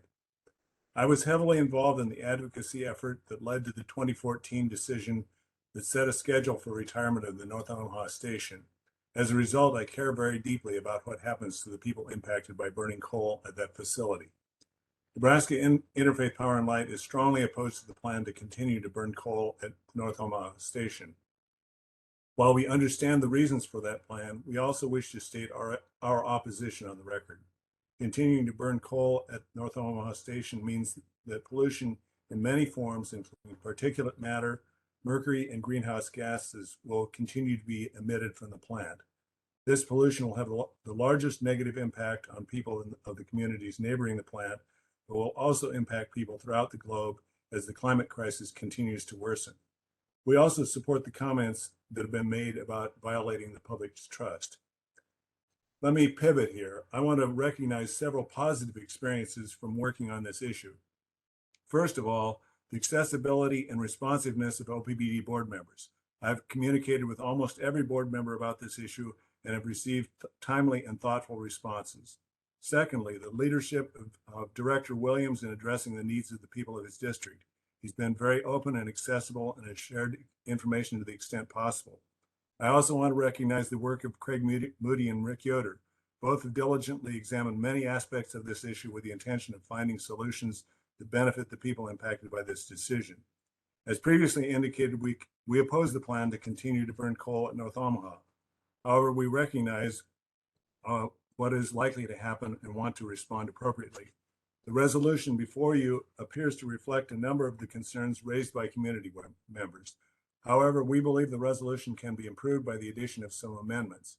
First of all, strike the word benefits in the paragraph about community engagement and replace it with impacts. Use of the word benefits when describing the impact of the North Omaha station on the surrounding community is inaccurate at best and misleading at worst. 30 seconds. Thank you. I expect the use of benefits in this context will trigger negative feedback from the community about OPPD's intentions.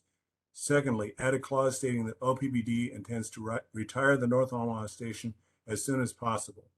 Third, including recognized methods for measuring the impacts of power plants on the community, such as EPA's COBRA tool, and providing metrics for measuring the results of mitigation efforts.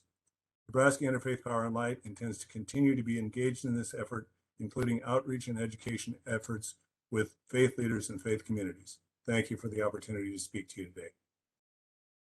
Thank you very much for the comments. Director Williams, you'd like to address something? Yeah, thanks very much for your comments, Ken. Regarding the word benefit in the additional language that was included in the resolution, that was something that I had discussed with other directors and with both CEO Fernandez and the staff. To clarify, we are not intending to portray the emissions or other impacts from the operations of North Omaha Station as a benefit. Instead, we want to make sure and recognize that the continued operation of North Omaha Station has benefits to the community in the reliability and resilience that it provides. We talked about this a little bit on Tuesday.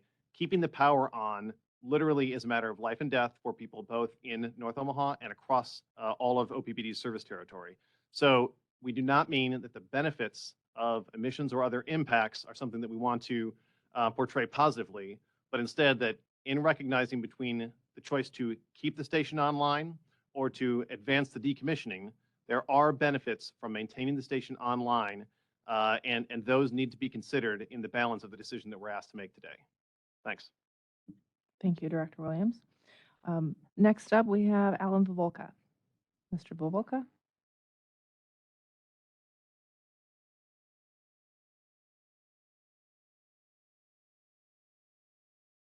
We should be able to hear you. You're unmuted. Fulton Street. There you go. We can hear you. I'm a member of OTOC's Environmental Sustainability Action Team that was involved in getting the original commitment to close the North Omaha station. And like all of you are, I'm sure, we are disappointed that it's not happening as scheduled. Personally, I was glad to see that the arbitrary date of 2026 was removed from the original resolution, and the new timeline is reality-based. The discussion of being able to run the coal station less once the gas plants have achieved interim interconnection approval was encouraging. I'm sure there are many other things that can be done, but that seems like the most significant one to reduce the amount of pollution that will spew out of that plant in the next few years. I also wanted to use this opportunity to point out that this surprising thing that went wrong with the plan to move toward zero carbon emissions in 2050 is not the last surprising thing that will go wrong on this journey. Things happen and timelines get affected by that.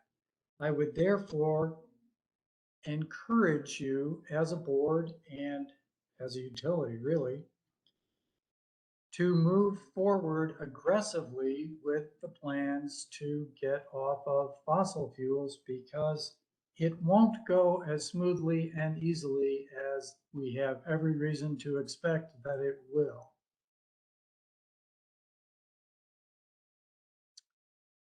Thank you very much. Thank you for the comments. Up next, we have Catherine.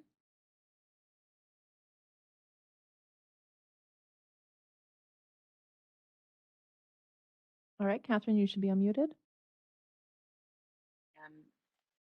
I live at 3326 South 98th Street, and I am speaking on behalf of my involvement with Citizens Climate Lobby. And on behalf of Citizens Climate Lobby, we appreciate the level of intention and importance the board and staff have given this complicated issue. And please know we understand this decision weighs heavily on all of you. We believe your intentions are in the right place and understand the complicated nature of balancing reliability, affordability, safety, and federal permitting approvals and compliance. That said, as a member of a group whose singular mission is for our world to be powered by clean energy for the betterment of the environment and its inhabitants, we look forward to seeing the communication from OPPD in the coming months, which outlines the implementation of expanding community partnerships so that investments can be made in demand-side management programs to mitigate the continuance of coal use at the North Omaha station, also to include the reporting of the progress on these projects, using tools such as COBRA in your communication to residents in the North Omaha area so that they understand the implications of continuing to operate the North Omaha station as a coal plant, communicating the related metrics to board and customer owners, informational meetings with public health, educational, and community-led organizations, transparency of progress as it relates to generation interconnection and construction and operational updates, action plans reducing overall impacts to North Omaha residents due to ongoing coal operation at the North Omaha station, and an amendment to SD7, which would include language regarding carbon emissions reduction interim metrics. Lastly, on Tuesday, CEO Fernandez repeatedly mentioned the word values as it pertains to the actions needed for mitigation of the impacts of delaying the retirement of the North Omaha station. In the context of this situation, CEO Fernandez's words were powerful. In order to demonstrate values, it is necessary to be accountable, focus on the details, be transparent, and keep your commitment to move toward a clean energy future. Many are watching and paying attention and look forward to seeing you meet your power with purpose goals. Thank you. Thank you for your comments. Up next, we have Mark Welsh. Mr. Welsh.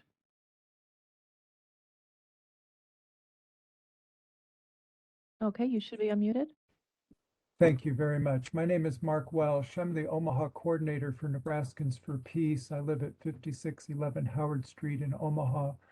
And as you all know, North Omaha Station has been polluting the air, the land, the people of North Omaha since the day it was started over 3 generations ago.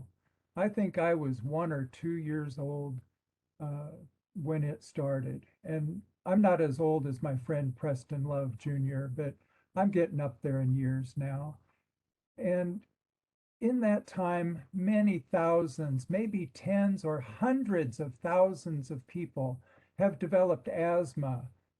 And until very recently, when a scrubber started removing mercury from the smokestacks, mercury has been going into the air, causing people to have many health problems, behavioral problems. Some say crime is higher in Omaha, North Omaha, because of OPPD's pollution that causes mental problems in many people. Has OPPD ever acknowledged the damage burning coal has done to the children and the adults in North Omaha and continues to do? Has OPPD helped pay for the doctor's appointments, asthma inhalers, other medical treatments because they continue to burn coal?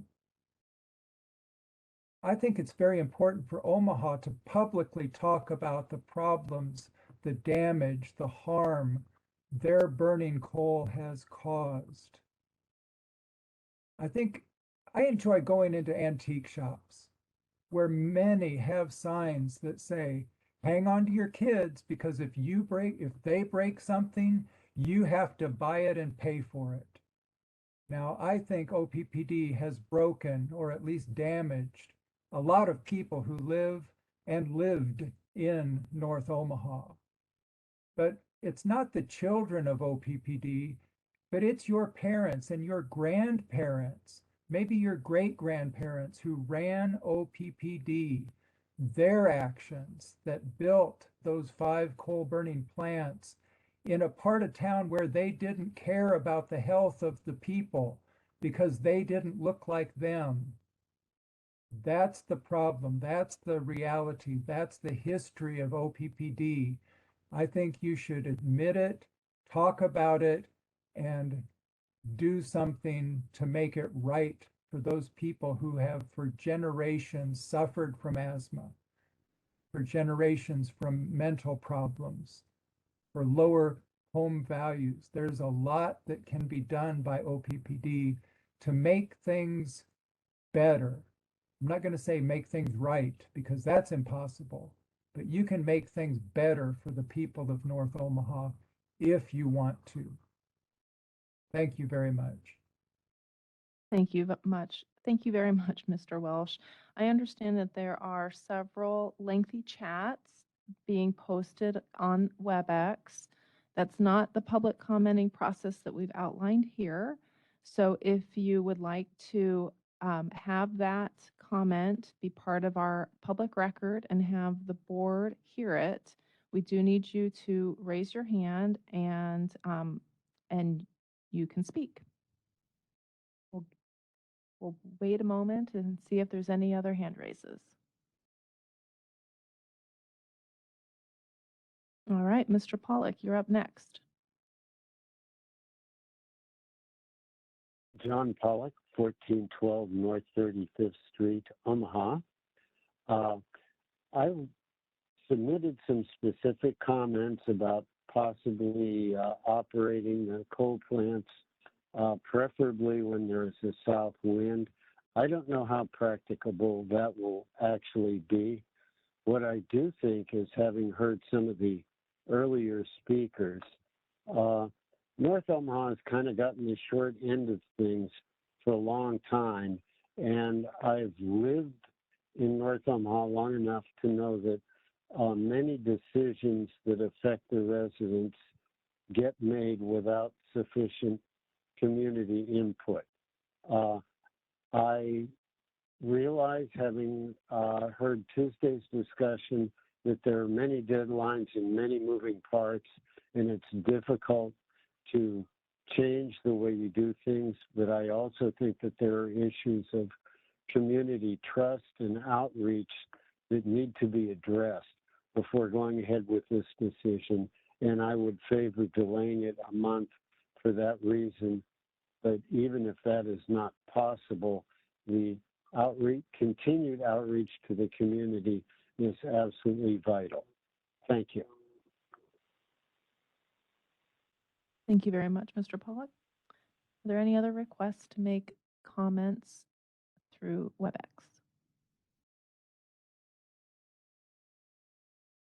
We do not have any additional hand raises or chats. Okay, so this is like last call for in-room or WebEx comments.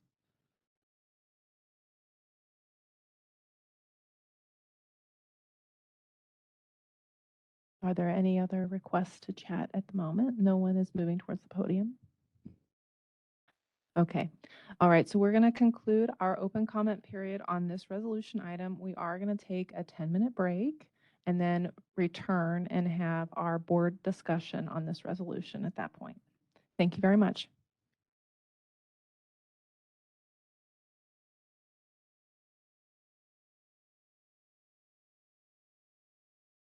All right, we'll get started again.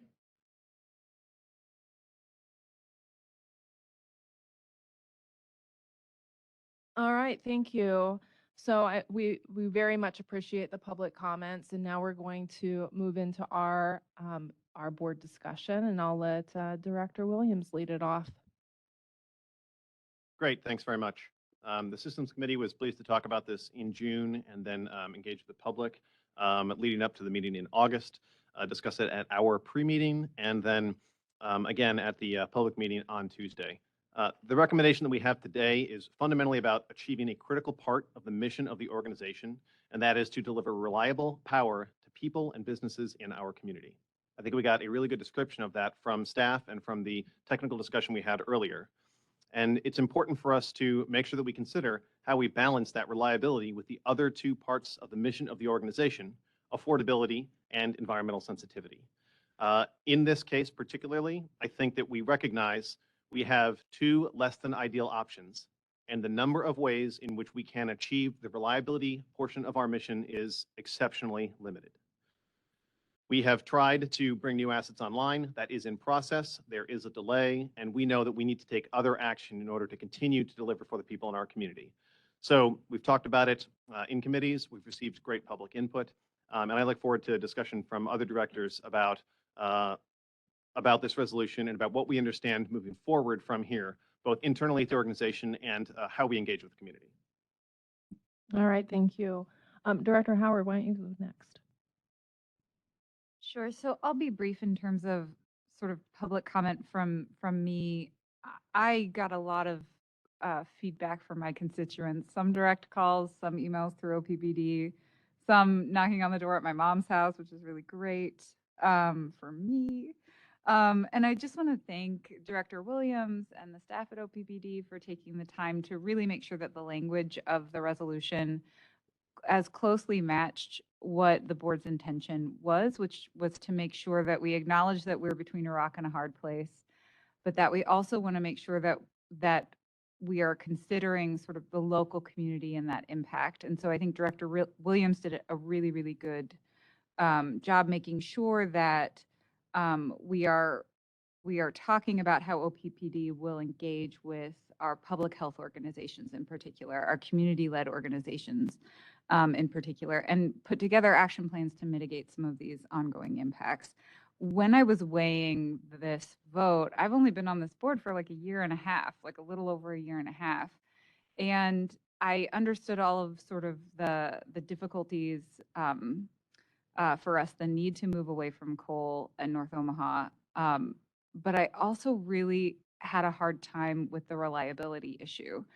My first month on the board was basically the polar vortex. And so the calls that we were getting at the time were people who were living in poverty, who had the lights shut off in a controlled blackout and lost all of their food, right? And so they're calling me to say, how do I get some food assistance?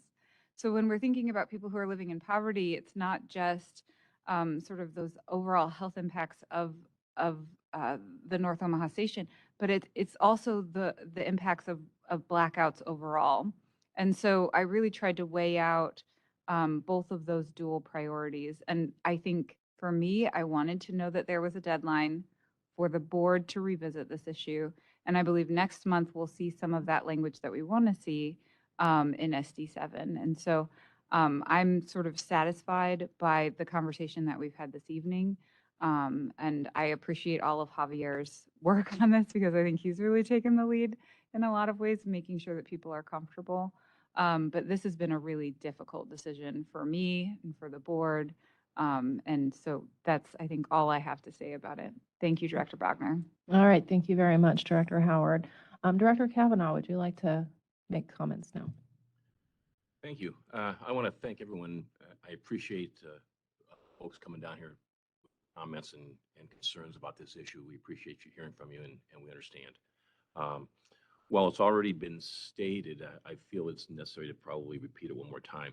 This proposal doesn't change our philosophy or our structural plans and goals. The process has slowed down due to conditions that are out of our control. This seems to be the prudent approach we're taking here with this resolution. Passing this proposed resolution and continuing to confidently providing dependable electric service is a responsible approach, and I support it. All right, thank you very much, Director Kavanaugh. Director Spurgeon. Thank you. Well, I've appreciated the discussion and all of the comments we've had from the public. In fact, I want to thank specifically people who have been present in person tonight and online, and to everyone who submitted their comments to board members and staff. Your interest and engagement is commendable. In this time of deep cynicism about virtually every level of government, you have chosen to not be apathetic, but to take an interest and express your views. Those views, without exception, show a great deal of passion and concern for the decision which the board is confronted with today. Regardless of your opinion and viewpoint, you have complimented OPPD, I think, by your involvement and presence here today. If you did not feel that OPPD would be interested in hearing from you, you would have not wasted a scintilla of your time writing your message or coming here. Please know that the 8 directors that you have elected are striving to make decisions that will best serve all of OPPD's customer stakeholders. And again, I want to thank you for your engagement, and I really appreciate the additional conversation we've had a chance to make here this evening. Thank you. Thank you very much. Director Moody. Thank you, Director Bogner. I too want to start with expressions of gratitude. First to Javier and his team for their work bringing this to us. I can't imagine what went through your heads at the moment that you realized you had to bring this to us.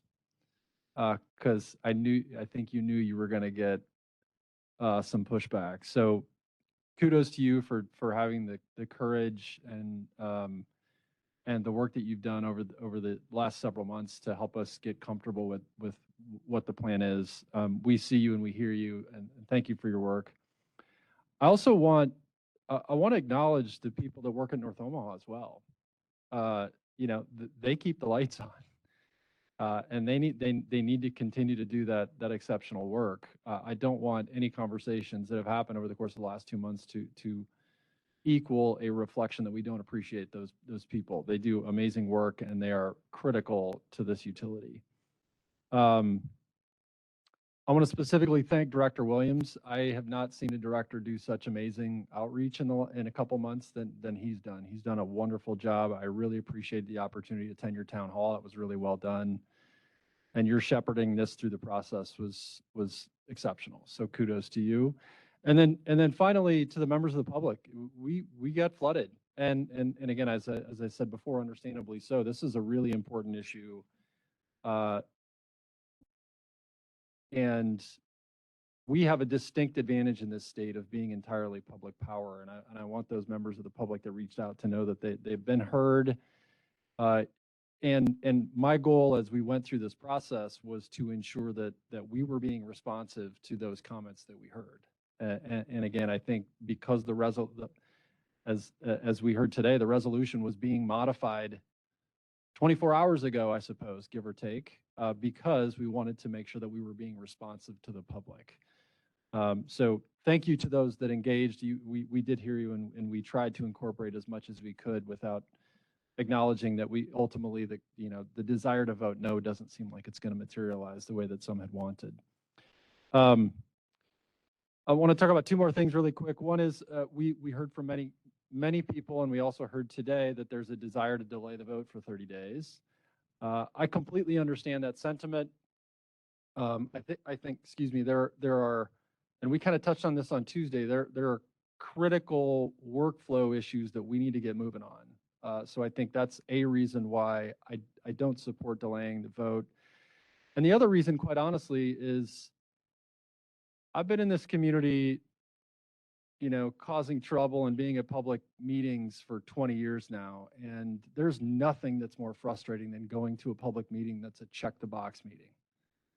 That infuriates me when I would go and sit and listen, and you'd sit there and know that they were only there to just kind of give their spiel and move on and say that they did public engagement. And that is not what this utility is about. That's not what we want to do.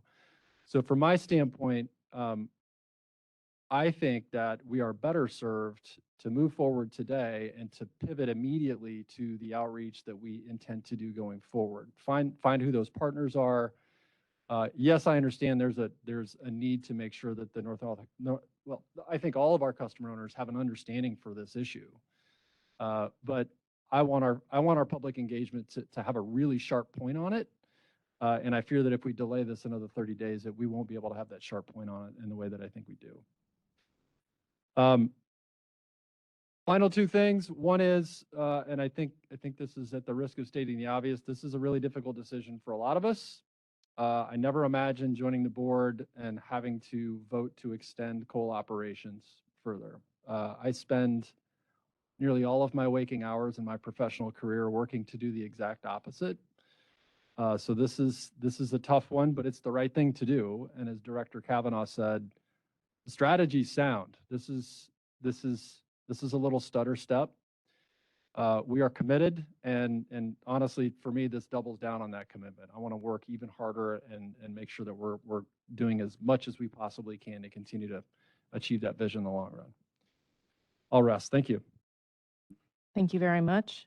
Director Mulhoff?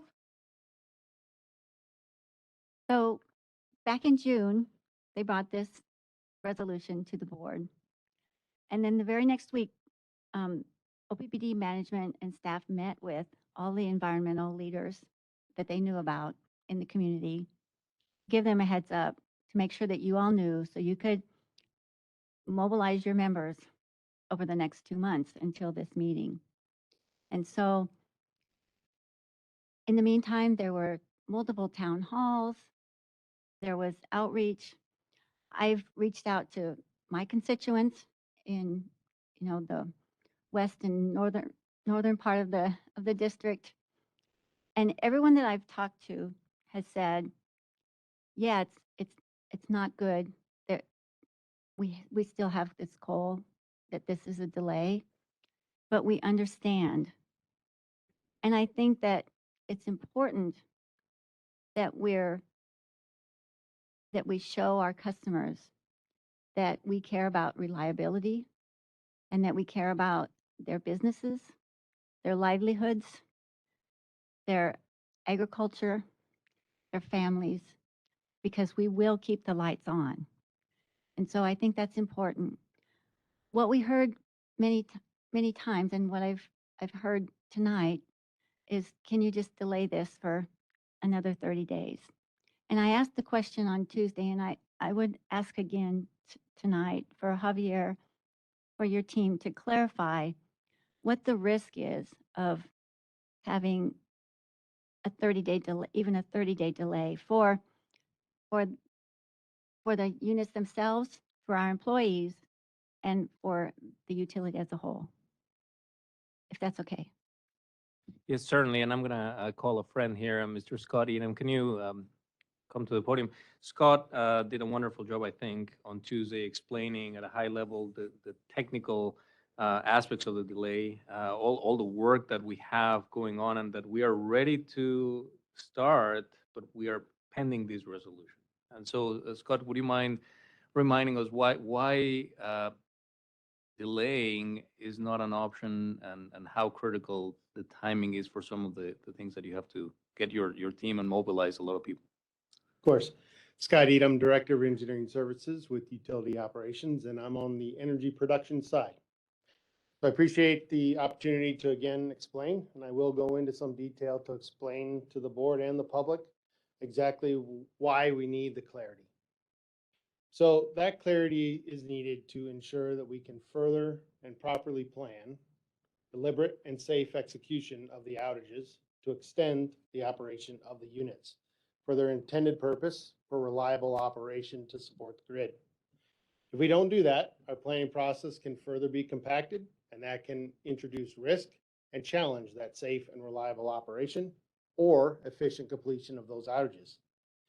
The recommended temporary pause in the conversion activities or retirement at North Omaha represents a shift in the planning.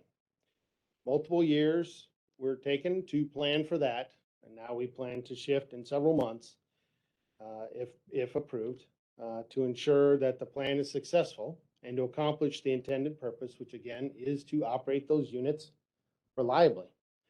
There are huge leadership and technical challenges for the outage planning, staffing, and related workflows for all the work groups involved, and not just the production side of utility operations. It's enterprise-wide. These outages are not optional. We are required to perform maintenance and repairs to ensure that operation is proper throughout a cycle, and we need to proactively plan for that and execute to ensure that the units are as reliable as they can to perform their intended mission. So even though we've done some preliminary reviews over the last couple of months, extensive work still remains to be completed to ensure that reliable operation at North Omaha through the proposed extension period. And the clarity to allow that execution and plan and move forward is key now. I'm going to go into some of the details to provide, again, that next level that I normally wouldn't.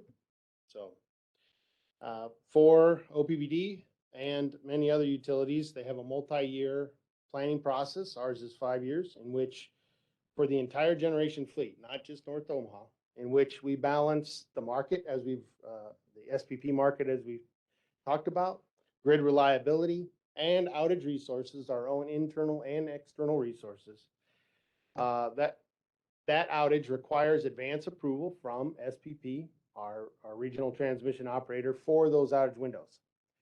As the transmission operator for the region, they have to evaluate all of the outages for all of the generators to make sure that in the footprint, to ensure that reliability isn't impacted. That's their whole purpose.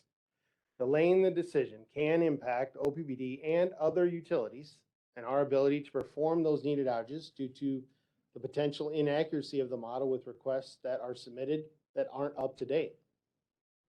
Internally, we have about an 18-month planning process for individual units that we balance the entire generation fleet against that would be compacted even further if delayed, including a North Omaha Unit 4 outage that we have pulled into the fall of 2023 to again balance the needs of the grid against resources and reliability. So again, we have compacted and challenged some of those milestones for the planning of that outage. Just for perspective, that outage alone, the estimates right now, there will be over 1,200 work order tasks to be completed. About 23,000 person hours of tasks to be completed. Additional 25 different contractors that may be needed to bring in, and about 175 supplemental personnel in addition to our own staff to complete that outage properly, efficiently, and safely. From a fleet perspective, during 2023, that we expect over 3,800 work tasks alone. So again, the other units are included with that. Approximately 2,700 tasks with an estimated 70,000 person hours assigned to the internal maintenance craft alone.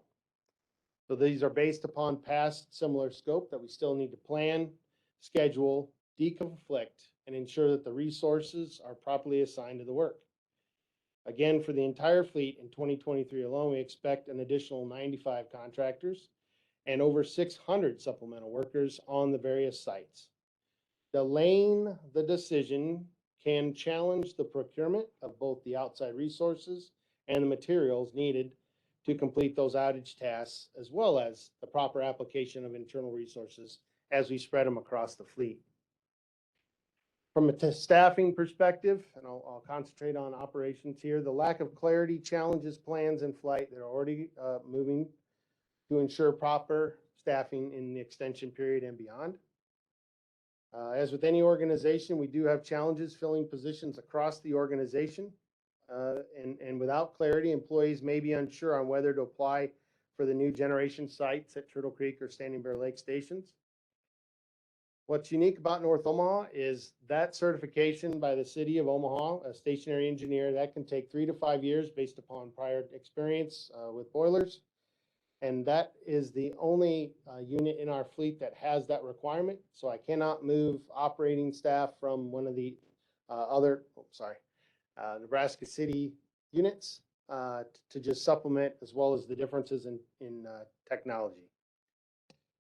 So in closing, I hope that that has provided additional detail and understanding for both the public and the board of why we need to make the decision now so that we can properly and effectively do our job and ensure that the units reliably operate through the extension period and perform what we are intending them to do with the extension.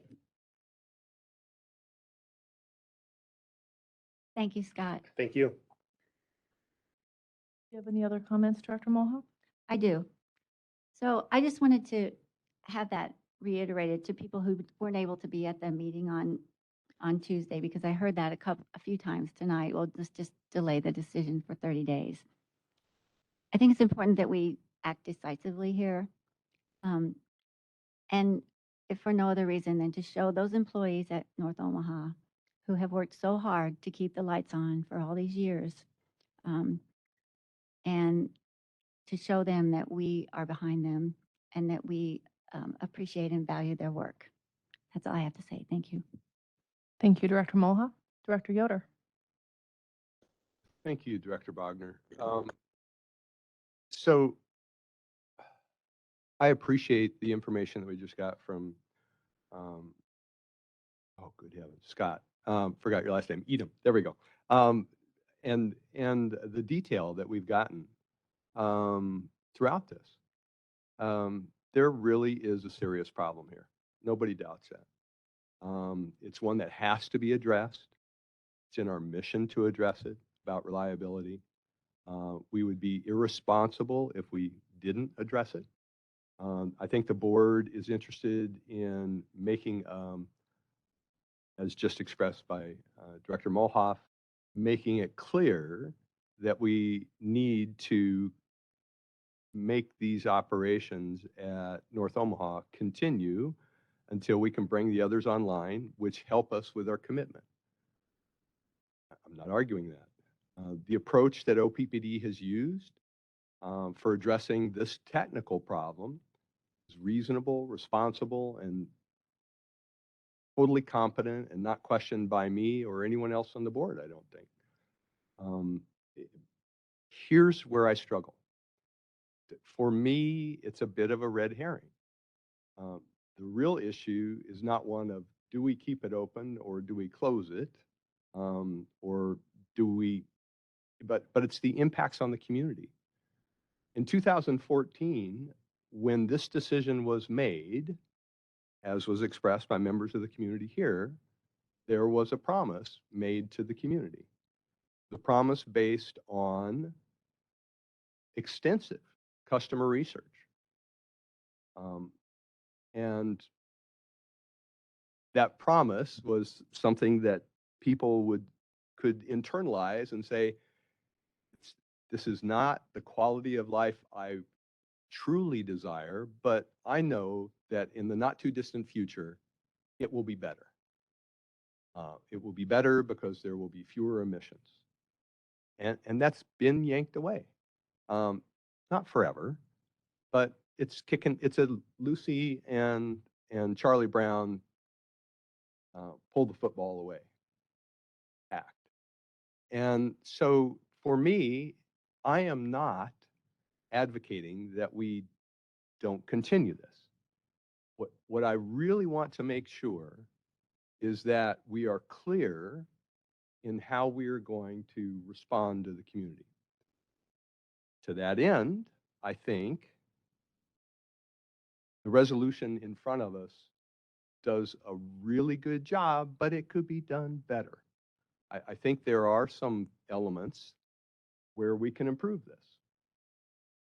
The elements I would like us to think about in terms of improving would be about another promise that was made in 2014, where the plan that was attached to Resolution 6006 was a promise made to a previous board. So good governance, let's always keep in mind what has been promised in the past.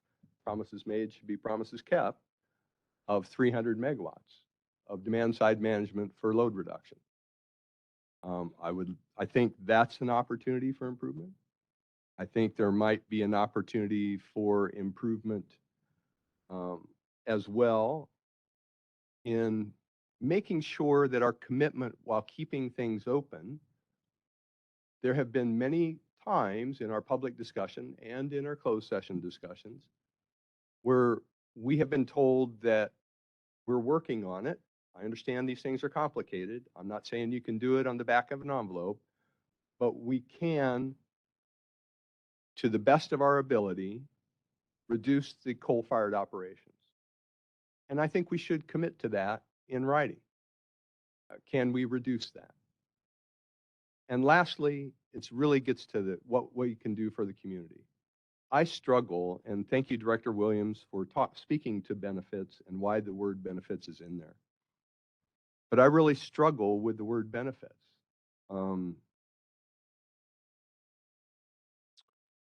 We know that the community has the perception and has seen screening tool outputs of effects that come from the coal-fired operations. And they have told us in many emails that they are concerned about that. I know that screening tools are not models, and models are not perfect. All models are wrong, right? Isn't that the saying? But some of them are useful. There are models as well for reliability and the benefits to the community on increased reliability, or for, let's hope it never happens, but it does happen, for those instances when reliability is not provided. I haven't seen any kind of running of that model offered to the board to help us balance out what we have seen on the impacts from the emissions. So I think the third element that I would like to see is that very clearly we want to make sure that our intention about speaking about effects and working with the community to identify those that are undesired. I think those would be kind of three areas where I would be interested in your thoughts. Could we improve upon the language of this resolution?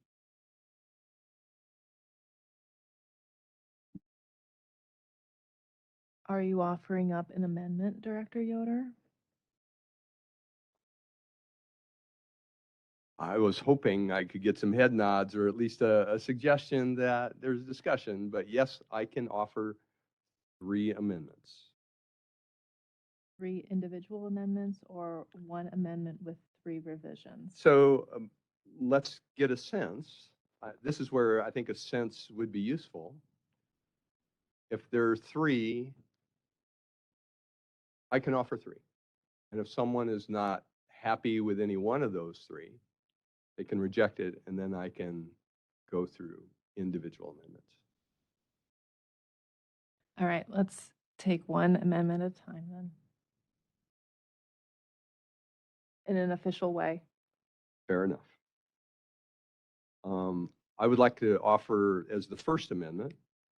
Madam Chair, if I may, Yes, you may.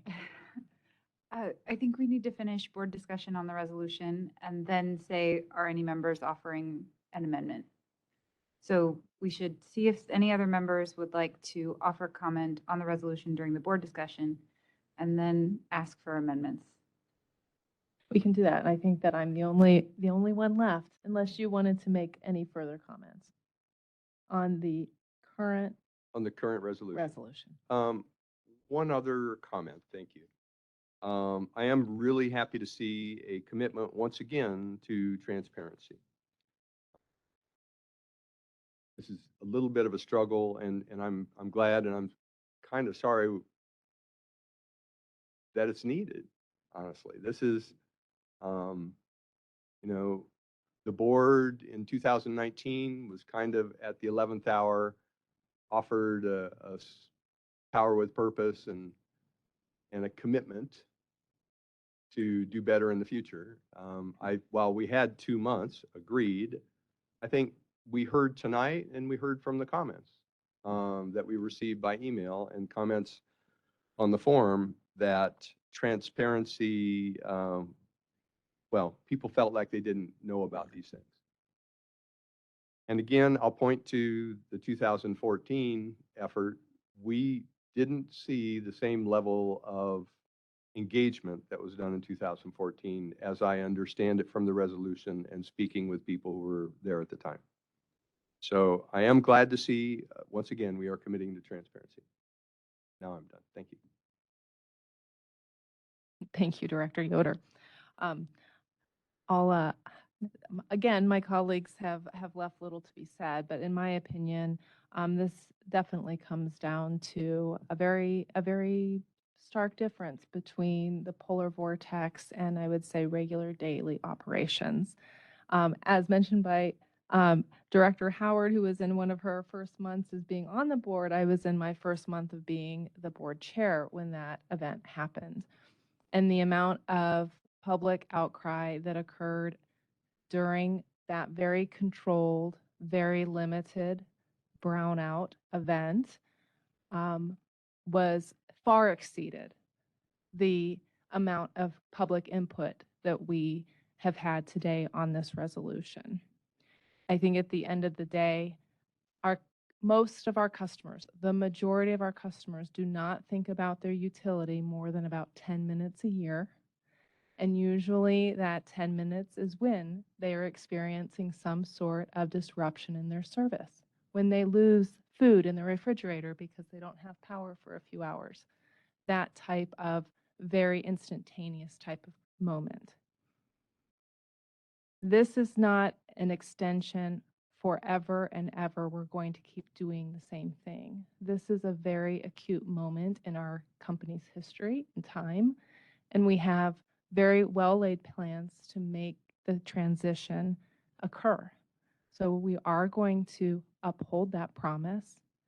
It is just going to be at a different time and on a slightly different pace. All right, so with that, I think Director Williams, you had a few more comments? Yeah, I appreciate that. As the chair of the Systems Committee and the director representing Subdivision 6, where North Omaha Station is located, I was very pleased to work with my colleagues on the board and the staff from the organization to see the 3 additional clauses added to the resolution. So kudos to everyone involved, from the community members who provided direct input through all of the channels available to the staff and to the board for making those updates. The commitment to the decarbonization timeline, the operational updates, and the engagement are all critical to the success of what we're asked to discuss here today and what we're looking to approve. Specifically, the additional work on the SD7 update next month. I'm looking forward to leading that with the Systems Committee and bringing forward that recommendation for a policy update there, even though that is outside of the scope of what's being discussed today. I think we've talked quite a lot about communication here, and it's important to remember that communication is a collaborative process. We chose the IAP2 inform level, and my understanding was that that was because this decision is based on very technical information and is very difficult for general members of the public to understand the scope of the SPP and the GIA and all of the alphabet soup that we've talked about the last week and for a lengthy amount of time today. But it's also critical to remember that communication is a two-way street. Regardless of how much we feel we have communicated, I think it was clear that we heard comments that people had not sufficiently received the message. And that was reflected to me directly. I hosted a town hall event. I did several interviews in multiple news story locations, and still people said, I haven't heard about this. People said they didn't see an insert in the bill. There was an insert in the bill. People said that the information was not available. We have records of emails having been sent to other elected officials to make them available, to make the information available to them. But again, it's critical to remember that it's not what you put out there, but how people receive it in the communication and engagement process. So of the changes that are implemented, the commitment from OPPD and from the board and myself as the director representing Subdivision 6, that we will continue engagement with community-led organizations on understanding the impacts of North Omaha Station operations. Our word is our bond that we will continue to do that. I heard the comments from my friend Preston Love. I talked to him at the break, and I have assured him that I will continue to talk with him and other leaders of the community to make sure they are involved in the process until the point where they feel their input has been sufficiently received, not just when we feel we've done enough, when they feel we've done enough. When we talk about additional steps forward, I've highlighted I am extremely interested in demand side management. As Director Yoder has said, there is a clause in the resolution that says specifically make significant and incremental investments in demand side management. I feel that is addressed in the language here, and I anticipate a robust discussion during the corporate operating plan, as we heard from staff on Tuesday, about what specifically we will see from those investments in the future. I also have personally expressed strong support for distributed energy resources, investments in solar on homes and businesses, storage, electric vehicles, electrifications of homes, and I look forward to that discussion as part of the corporate operating plan as well, to demonstrate small steps toward the long-term goal, even while we continue to work on the large improvements that will be made at North Omaha Station. I do want to make sure and thank the employees at North Omaha Station, which has for decades delivered a critical service to our community and will continue to provide critical service. As we look to the future, those services will increasingly be provided from renewable sources, which are abundant and inexpensive in Nebraska, but we must remember where we have come from and all of the benefits that we have received in the past, as we also recognize the impacts that have come from the fossil fuel generation that has happened from OPPD in our community over decades. So I think that we have had robust discussion here. Again, I was very pleased by the work that we did on updating the language in the resolution. I had very specific requests. I appreciate CEO Fernandez working those into the resolution. I think it would be dishonest of me to make very specific requests of the staff and of the executive leadership team and then not show support and validate that work by approving that I understand the technical reasons for the extension and that I know we will continue to live up to the promises made in the resolution that it was on screen and that we talked about extensively on Tuesday and today, and that will be available for the public to review to hold us accountable for all of the work that will still come after we conclude the resolution discussion here today. Thanks. All right, thank you, Director Williams. Are there any other comments around the room? Just getting hot. None. All right.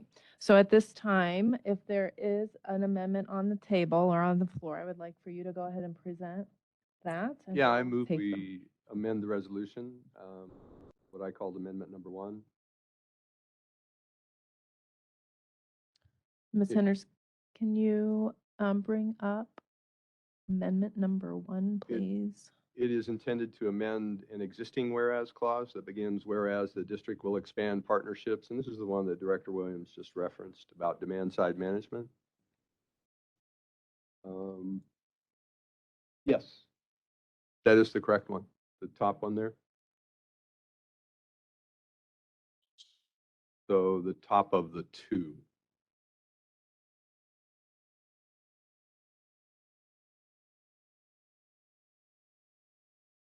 You're showing two. The top paragraph is the one I'm referring to. Yes. Yes. Third one. Yes. Would you like me to read it? Yes, please. Thank you. Whereas, so existing language, whereas the district will expand partnerships with interested customers in all classes to make significant and incremental investments in demand-side management programs to mitigate its short-term energy and capacity requirements, new language, and to reach its board-approved long-term demand-side management / energy efficiency goal of 300 megawatts as set forth in Board Resolution number 6006, June 2014. All right, so before I ask for a second, I'll give you a few minutes here to make a case for this amendment. This is my agreed upon process with our legal counsel. Thank you. I'll keep it short for you, Director Kavanaugh, and thank you for your point. As I said, promises made, promises kept category. This is where in 2014, the recommendation was to initially shut down 1, 2, and 3, and that was adjusted in 2016, and also have this, and also shut down 4 and 5 in 2023, and also as part of the generation mix that was suggested to include this 300 megawatts. So this is discussion that was based on customer participation. The inclusion in that plan was developed with well-researched community input according to the whereas clause. The board, it's not an add-on. Its inclusion is just to repeat what the board has already approved. All right, thank you. Do I have a second? All right, hearing none. This Dies for lack of a second. It dies for lack of a second. All right. We can do 3 since it's on the screen. Go ahead and read it. I'm scrolling. One hand and there we go. Whereas in accordance with existing language, whereas in accordance with Powering the Future to 2050, OPPD shall engage with local educational, public health, and community-led organizations in carrying out a process that includes engaging the North Omaha community in understanding new language, effects instead of the benefits, existing language, and developing action plans to reduce change in language from overall to undesired, existing language impacts related to ongoing operations at North Omaha Station for area residents. The reasons here are to respond to community desires, quite honestly.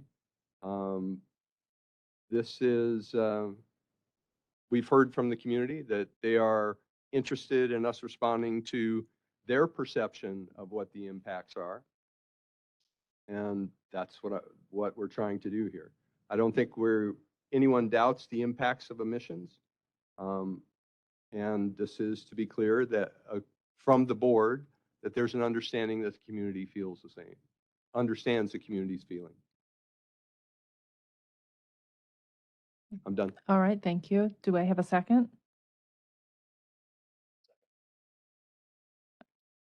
Second. All right, so I have a second. So now we will move on to discuss this amendment number 3 item exclusively. And then the process is after we've concluded our discussion specifically related to this amendment language, we will vote on whether to accept the amendment or not. To be clear, that's not a vote to accept the resolution. It is simply on this amendment paragraph only. Director Williams, would you like to start discussion? Yes, thank you. I'd like to clarify. I talked earlier about the use of the term benefits. That's something that I had talked with other directors and with CEO Fernandez about in the language here. I do find the term benefits critical to the language that is used. And it is not to imply that there are benefits from the emissions or benefits from the impacts, but instead that we should consider the benefits that come from the ongoing operations in North Omaha Station. I wanted a chance to make sure that we understand, as we talked about in governance, that the language on the page is one part of the way in which the board instructs staff to carry out operations at the organization, but that discussion in a board meeting on the record should also be considered as part of the way we view the intention of the language. And I feel like I have expressed earlier why I think the term benefits is appropriate here rather than effects. I appreciate the opportunity to clarify here. I know this is a relatively unprecedented mechanism for amending a resolution in the meeting, but I appreciate us being flexible to have this discussion here. Thank you. Are there any other directors that would like to make comments on the amendment on the floor? Go ahead. Yeah, real quick, I'll just echo what Eric just described in terms of the benefits of the word benefit. And I understand what you're trying to do, Rick, with the word undesired in there, but I mean, for all intents and purposes, we wouldn't want to reduce beneficial impacts. So I think it's pretty much implied in there that we're trying to reduce the undesired impacts. So I think the language has been negotiated through several people to get us to where we are today, and I'm comfortable with it as is. Any other comments? If I may, I'm waiting for Yeah. the others first. I don't see a request from others. Director Yoder, go ahead. Yeah, I mean, the benefits that come from North Omaha are the benefits that come from keeping all of our operations going. And so then that community that's speaking out, I mean, that's part of the system. That's the biggest machine in the world, right? So trying to identify a specific, so I'll just argue that and then be quiet. Okay. Last call. Any other comments? All right. Ms. Henners, will you please call the vote for the amendment language? Bogner, No. Kavanaugh, No. Howard, No. Molhoff, No. Moody, No. Spurgeon, No. Williams, No. Yoder. Yes, and thank you for the opportunity. All right. Are there any other amendments that you would like to suggest? Sure. One more, and it is a new whereas clause. So this would be number 2, Ms. Henners, that I propose be inserted. Yes, the one that's all in red. Yep, that whereas clause to be inserted after, I didn't say where, whereas OPPD's strategic commitment to net zero carbon. So it would be inserted after that. I'll read it. This is all new language. Whereas OPPD intends to retire North Omaha Station Units 1, 2, and 3 and refuel North Omaha Stations Units 4 and 5 as soon as feasible, and commits to reducing the 3-year rolling average of each of the monitored emissions from North Omaha Station number 4 and 5 annually. And so, yeah. So again, this is just confirming what we have said in our meetings and what has been said, that we're going to work as hard as possible to make it close as soon as possible. So there's nothing new there. And what I think is potentially at issue, I guess, with those who have to do the actual work versus a board's view of things, is the ability to reduce the emissions. That is the community's concern. We have talked about trying, that people are working on doing it. So this is just giving you the latitude of a 3-year rolling average and suggesting doing the best you can to reduce each of those reported emissions. All right, do I have a second? Second. All right, thank you. We'll open up discussion. Would you like to start discussion? Sure. Thank you, Madam Chair. So this speaks to my original concern, which was around a deadline. I feel as though my concerns have been satisfied by our intentions around SD7 and our intention to have that discussion next month.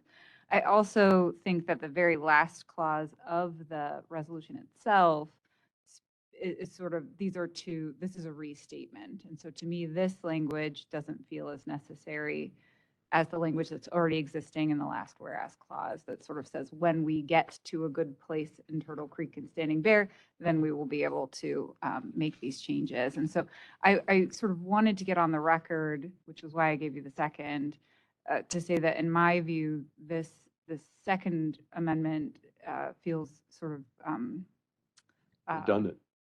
Yes, redundant. Thank you. And so my intention would be to rescind my second once we've had the opportunity as a board to discuss Amendment 2. Sure, I do. Oh, go ahead. Yeah. Thank you. Director Yoder? So I'm curious, having only offered this language but not gotten any feedback from ELT, I'm wondering if there is a technical concern. There certainly is. Director, you talked about the intention, and we have clearly stated that intention. But that intention has many requirements. That intention of us looking at operating our North Omaha units 4 and 5 in a different manner such that it reduces emissions depends on our ability to get interconnection. But it also depends on many other things. And what I see here on the resolution would commit us to doing that. It ignores the fact that we could have extremely high temperatures in the next few years where we may have to run all of our units higher and longer in order for us to maintain reliability. It omits the fact that we could have tube leaks down in our Nebraska City station. We could have engine failures in other stations that could force us to run our North Omaha units more and wouldn't be able to, not more than what we have today, but we wouldn't necessarily be able to reduce these on a rolling average. So I think it is important for me to clearly state our intention is to do precisely that. But from a technical perspective, I cannot commit to doing that because there are many variables that would prevent me from doing that. And it would put my organization, the organization, at risk of not being able to operate the North Omaha units when we need to operate them to respond to these extreme circumstances. So again, fully agree with intention and what we've talked about here, but this language is problematic because it commits us to doing something that I cannot commit to do for safety and reliability reasons. No, thank you. And as I said, you were looped in when this was thrown out. I understand you're extremely busy and you can't always respond. And so I get that. Given that, I'm willing to withdraw the proposed amendment. If you are. Yeah, so see if there's any other further discussion, and then you ask me if I'm willing to rescind my second. All right, thank you. Director Williams?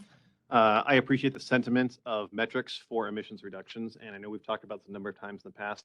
I don't feel that this is the appropriate way in which to either consider or implement those reductions. As CEO Fernandez has pointed out, this would fully commit things that cannot be fully committed right now. However, a discussion in systems about updated metrics related to operational status would be appropriate. I think that's something that can be handled in the future, and we can decide then with more technical rigor whether this specific language is appropriate or whether there's some other way to achieve the outcomes described here. So I don't feel that this is appropriate now, but I do think that we should include this for more discussion at a later date so the board and the staff have an opportunity to discuss it. Thanks. All right, thank you. Are there any other board members that wish to comment right now? Okay. Would you like to rescind your second? So I'm happy we had the conversation. My sticking point really is this timeline. Like for me, that's something that's really important. And so I'm glad we revisited it, and it will be sort of the closing conversation as part of our discussion on on the resolution. And with that, I'm happy to rescind my second.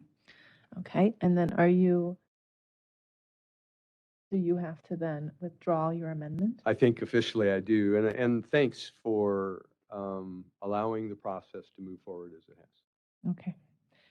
All right, so amendments are closed at this point.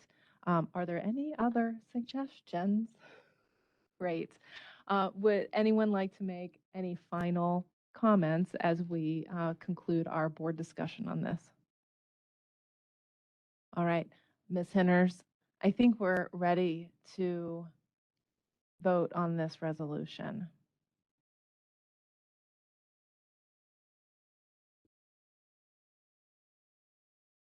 Bogner, Yes.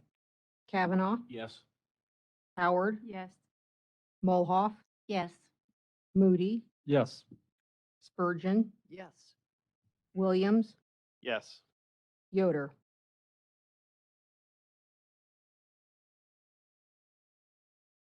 Yes. Motion carried. All right, thank you all very much for that. Now I'm going to turn it over to CEO Fernandez for the president's report. Thank you. I promise I'll be quick. However, I do want to begin my president's report with, before we move on to that slide, Ms. Henners, I want to thank every single OPPD employee, the men and women who dedicate their lives on a daily basis to keep our lights on, to keep our customer service, to keep everything that our customer owners have grown accustomed to rely upon. And it's not only them, it's all the people who came before us. There were some references earlier today that I just cannot let go without clarifying. We stand in the shoulders of giants. The men and women who build the station, the North Omaha station, the Jones Street station, our Fort Calhoun station, Nebraska City station, they poured in their entire professional lives to making sure that we took advantage of the latest technology that was available to us at the time. And I posit that the entire Omaha metropolitan area has flourished because of this work. We were educated. Most of us here were born in hospitals that were powered with this power that came from these power stations. I really appreciate the call outs from some board members to our employees who are working today at the North Omaha station, and I second that. And I second the same thing for all of our employees who are working in all of our generation stations, transmission, distribution, customer service. You are the heroes of this story. This has not been an easy decision by any stretch of the imagination. And we have worked really, really hard to making sure that we continue with our commitment to pursue decarbonization in a responsible manner. And we have almost 1,900 men and women who wake up every single day of the year with the sole purpose of keeping the lights on, to keep reliability, to keep affordability, and to make significant advancements into a cleaner world. And so I wanted to take that moment just to thank all of you.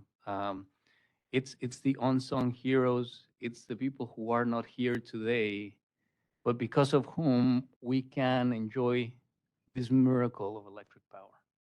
So thank you all for the work you do. And as Director Williams said earlier today, this is gonna get trickier, and we will have even more challenges going forward. And I would not want to go to these challenges with any other team other than the Omaha Public Power District team.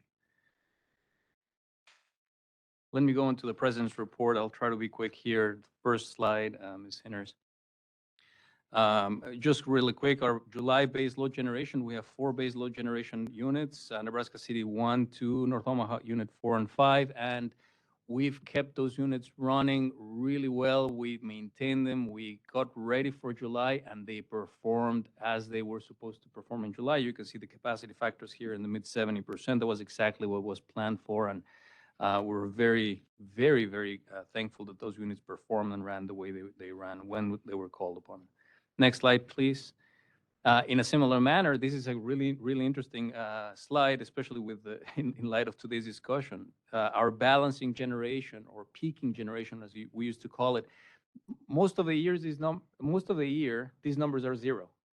These units are dormant most of the year, except that we keep them available and up and ready to run. They have to be ready to run when we need them the most. And July was one of those months when we needed those units a lot.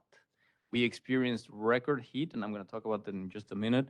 And it is incredibly important for me to be able to report to you that all of our peaking units, when they were called upon, they all responded to the call and they kept power flowing. I won't bore you with reading all the percentages, but you can see that the percentages, they're significantly lower than the baseload generation, but certainly higher than what we typically see during the rest of the year.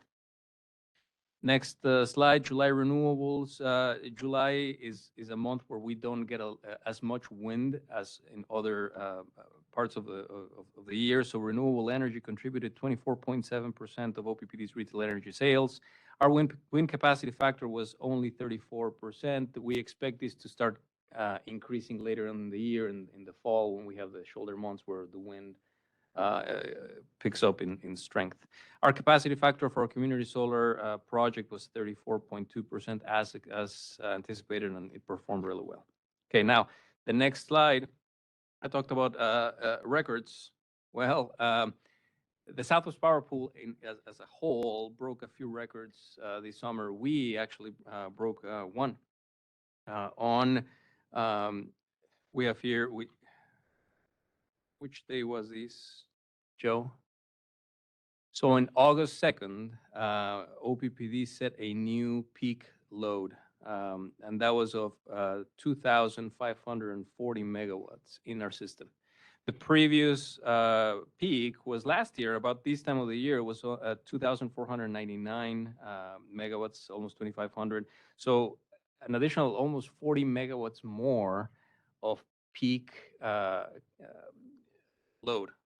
Again, this is the reason why we're so busy building the new generation stations and why it's so important to keep that capacity running, because our load is growing at a pace that we haven't seen in a really long time. We need to make sure that we have at all times capacity to meet that peak. Next slide, please. Really interesting, Tim McAravey, our Vice President of Customer Service, mentioned on Tuesday as part of the discussion of demand management and other programs, he mentioned the outdoor lighting rebates, and I want to take an opportunity to do a little commercial here that we are expanding our suite of products. We have a new business rebate enhancement, which is the addition of outdoor lighting. These new lighting rebates are for existing buildings only, so not for new construction.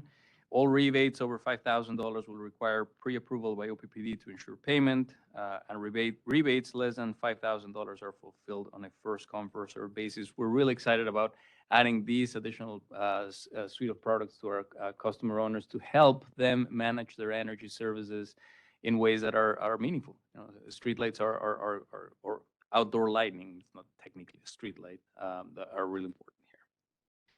The next slide, please. Our payment installment program, again, another really important program. We are very excited to launch a new payment solution to assist customers facing financial hardships. We've created a permanent process to address customer bill paying needs. What we're offering is increased functionality and a more consistent process. This is not necessarily new, but the way in which we are tackling this is new. We're streamlining and offering these type of payments in a way that is easier for the customer owner, and we can actually get them on payment plans faster and really help with their needs. The next slide, please. Our customer assistance program. We talked about this, and I think a few board members mentioned they're excited about this program. On Tuesday, we have this pilot, which is designed to directly address the electric burden of our customers. I will repeat that customers that have a household income at or below 100% of the federal poverty level may apply. Eligible customers will receive a maximum monthly credit to their bill of $40 per month. If you want to learn more about this or apply, you can apply through the third-party provider that we use, which is Dollar Energy, at the address that it's on the screen. I'll read it out loud, www.dollarenergy.org. my app. Next slide. This is a little tough for me because it's both a joyous moment and a moment of reflection, remembering my dear friend, our dear friend, Mart Setke. Joyce Cooper, who is our Director of Diversity, Equity, and Inclusion, she was awarded the first ever Mart Setke Corporate Leadership Award on July 22nd during the 2022 Humanitarian Happy Hour Brunch hosted by Inclusive Communities. We are about a month away from celebrating the 1-year anniversary of Mart's passing, and so this comes at a very important time for us to keep her memory alive and all the legacy that she left for the organization, and no one better to receive that award that Ms. Joyce Cooper. She has helped carry out that same dream that Mart had for OPPD to be a more inclusive, diverse, and equitable company. Next slide, please. It is still a little bit of summer. We're going back into school, but it's still county fair time. We have a long history of honoring communities, and we have participated in county fairs in Cass, Dodge, Johnson, Nemaha, Otoe, Sarpy, Saunders, and Washington counties. We've been busy, and this is one of my favorite times of the year because we get to participate in the community and really live out our core value of honoring that community. The next slide, please. It's Open Omaha, which on Friday and Saturday, August 6 and 7, just a few weeks ago, OPPD participated in Omaha by Design inaugural Open Omaha event. And this event featured the OPPD Arboretum and other venues where visitors can step inside dozens of historic landmarks, creative spaces, and other hidden gems in a citywide event showcasing the uniqueness of the metro area. So another shout out, if you have not visited the Arboretum recently, I encourage you to do it. It's just a beautiful place, and we keep it in good shape for the enjoyment of the community. Next slide. Now going to music. We had the Maha Festival, which I was not able to attend, but I understand it was a success. OPPD was the sustainability sponsor for this year's Maha Festival in Aksarben Village on July 29 and 30.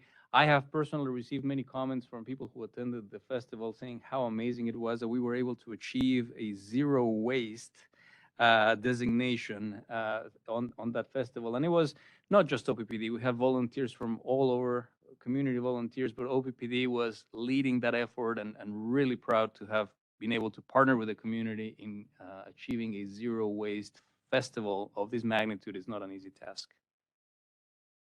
Next slide. The Rate Design Project is a commercial a little bit. We had a workshop last week, and we will have another workshop. This will be the last of 3 workshops. Will be held on Monday, August 29th. We have information, I think, will be posted on OPPD Community Connect. We have the recordings available, so if you haven't been able to participate in the previous 2, you can watch those recordings. If you have about 7 hours to spare, you can always fast forward, but it has a lot of information. So if you want to participate on workshop number 3 and you have not participated in the previous ones, don't worry, you can catch up and come and engage. Next slide. Again, honoring our community, we had the United Way of the Midlands Shine Bright event on August 10th through the 12th. OPPD employees from our customer care services, corporate strategy and governance, metering services, product development and marketing, and technology and security volunteer their time to support the United Way of the Midlands. And you can see pictures here. This is one of my favorite events, to go out and shoulder to shoulder with OPPD employees, helping out in the community. And this is, again, one of those events that gets filled up really quick, and it's showing that we are living out our core values. Second to last slide here, again, honoring our community. Our Habitat for Humanity Rock the Block.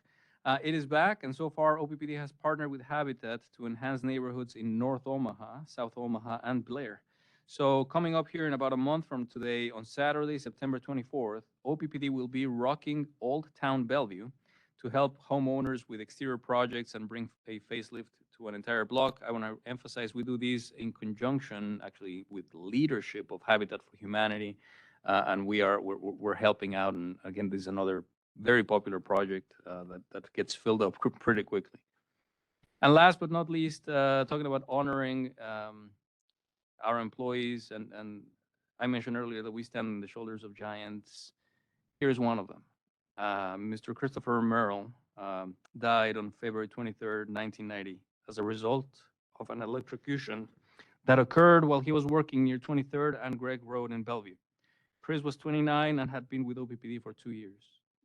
According to Jerry Cross, a division manager of electric operations at the time, Chris was an exemplary employee and a perfect example of the type of person you like to have working for you. Chris was survived by his parents, 4 brothers, and 6 sisters. And that, Chair Bogner, concludes my president's report. Thank you very much. Okay, last item on our agenda is the opportunity for comment on other items of district business. Do any members of the public in the room have a comment on other items of district business? If you would like to make a comment, please come up to the podium. All right, I see no one moving towards the podium, so we will call for Webex participants.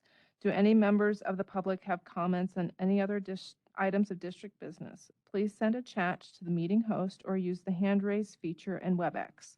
Telephone users can press *3 to raise their hand. Ms. Henners, do we have any requests to make public comment? John Pollock. All right, Mr. Pollock. John Pollock, 1412 North 35th Street, Omaha. You hear a lot of criticism. I want to thank everybody from the board members to the president and the many employees of OPPD for the time and effort that you put into all of this. It's really impressive. And even if we don't always get the results that we want out of it, it's very necessary and appreciated. Very short on the weather. The rest of the month of August looks like near normal temperatures on the average. 1 or 2 shots at rainfall. No severe weather that we can reasonably anticipate right at the moment, although once you get more than a week out, it's pretty touchy. The fall outlook, which was just updated today, calls for continued influence of La Nina, more likely than not above normal temperatures and below normal precipitation. That does not mean that we're immune from strong weather of various sorts. We already have a strong vortex developed up in northern Canada, so we could get energy from that at some point. I also remember that about 5 or 6 years ago, we had an October tornado outbreak. So looks good so far, but we always need to be alert. Thank you. Thank you very much. Dr. Corbin.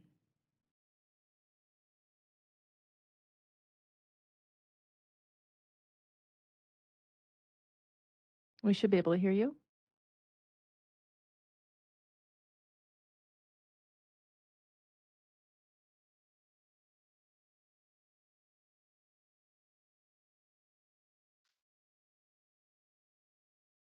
We don't hear you yet. Okay, you've been unmuted again. Try now, please.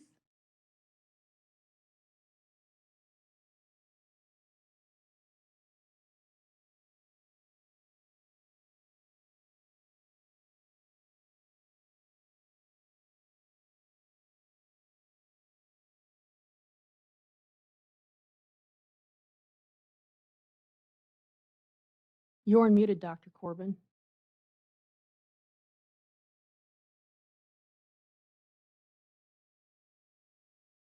Perhaps you've muted on your side. Are you a victim of the double mute?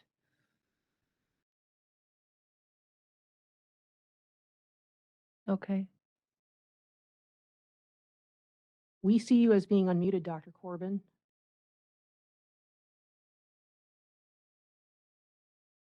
without the, can you hear me now? Oh, we can hear you. Yay. Okay, I think there's the delay in the mute button or something, but I was on earphones I unplugged them and now you can hear me. Anyway, obviously it's been a long meeting. I appreciate all the discussion and all the things that have happened and the difficult decisions that have to be made. And so I do want to just make again, David Corbin, 1002 North 49th Street, Energy Committee Chair of the Nebraska Sierra Club. And I did listen in on rates workshop number 2, and I don't know, I haven't looked at number 1 yet and what's coming up for number 3, but I do have a comment that's related to the talk about fair, reasonable, and non-discriminatory rates, and that those terms have made some of us a bit gun shy, because if you remember when all the discussion was about the fixed rates and all the experts that say that the fixed rates as they are right now are not fair, reasonable, and non-discriminatory, that I hope that that discussion will be on your agenda, because the experts that I know about have said that it's the wrong incentives, it's the abuse of monopoly, and it ignores the value of solar. And I haven't heard that yet. Maybe you already said it, or maybe it's gonna come up in the next meeting, but I hope it does. And finally, I'd just like to wonder for future meetings about what you expect the NOx levels to be once the 2 new gas plants are running, especially during peak periods. It'd be nice to know what that expectation is.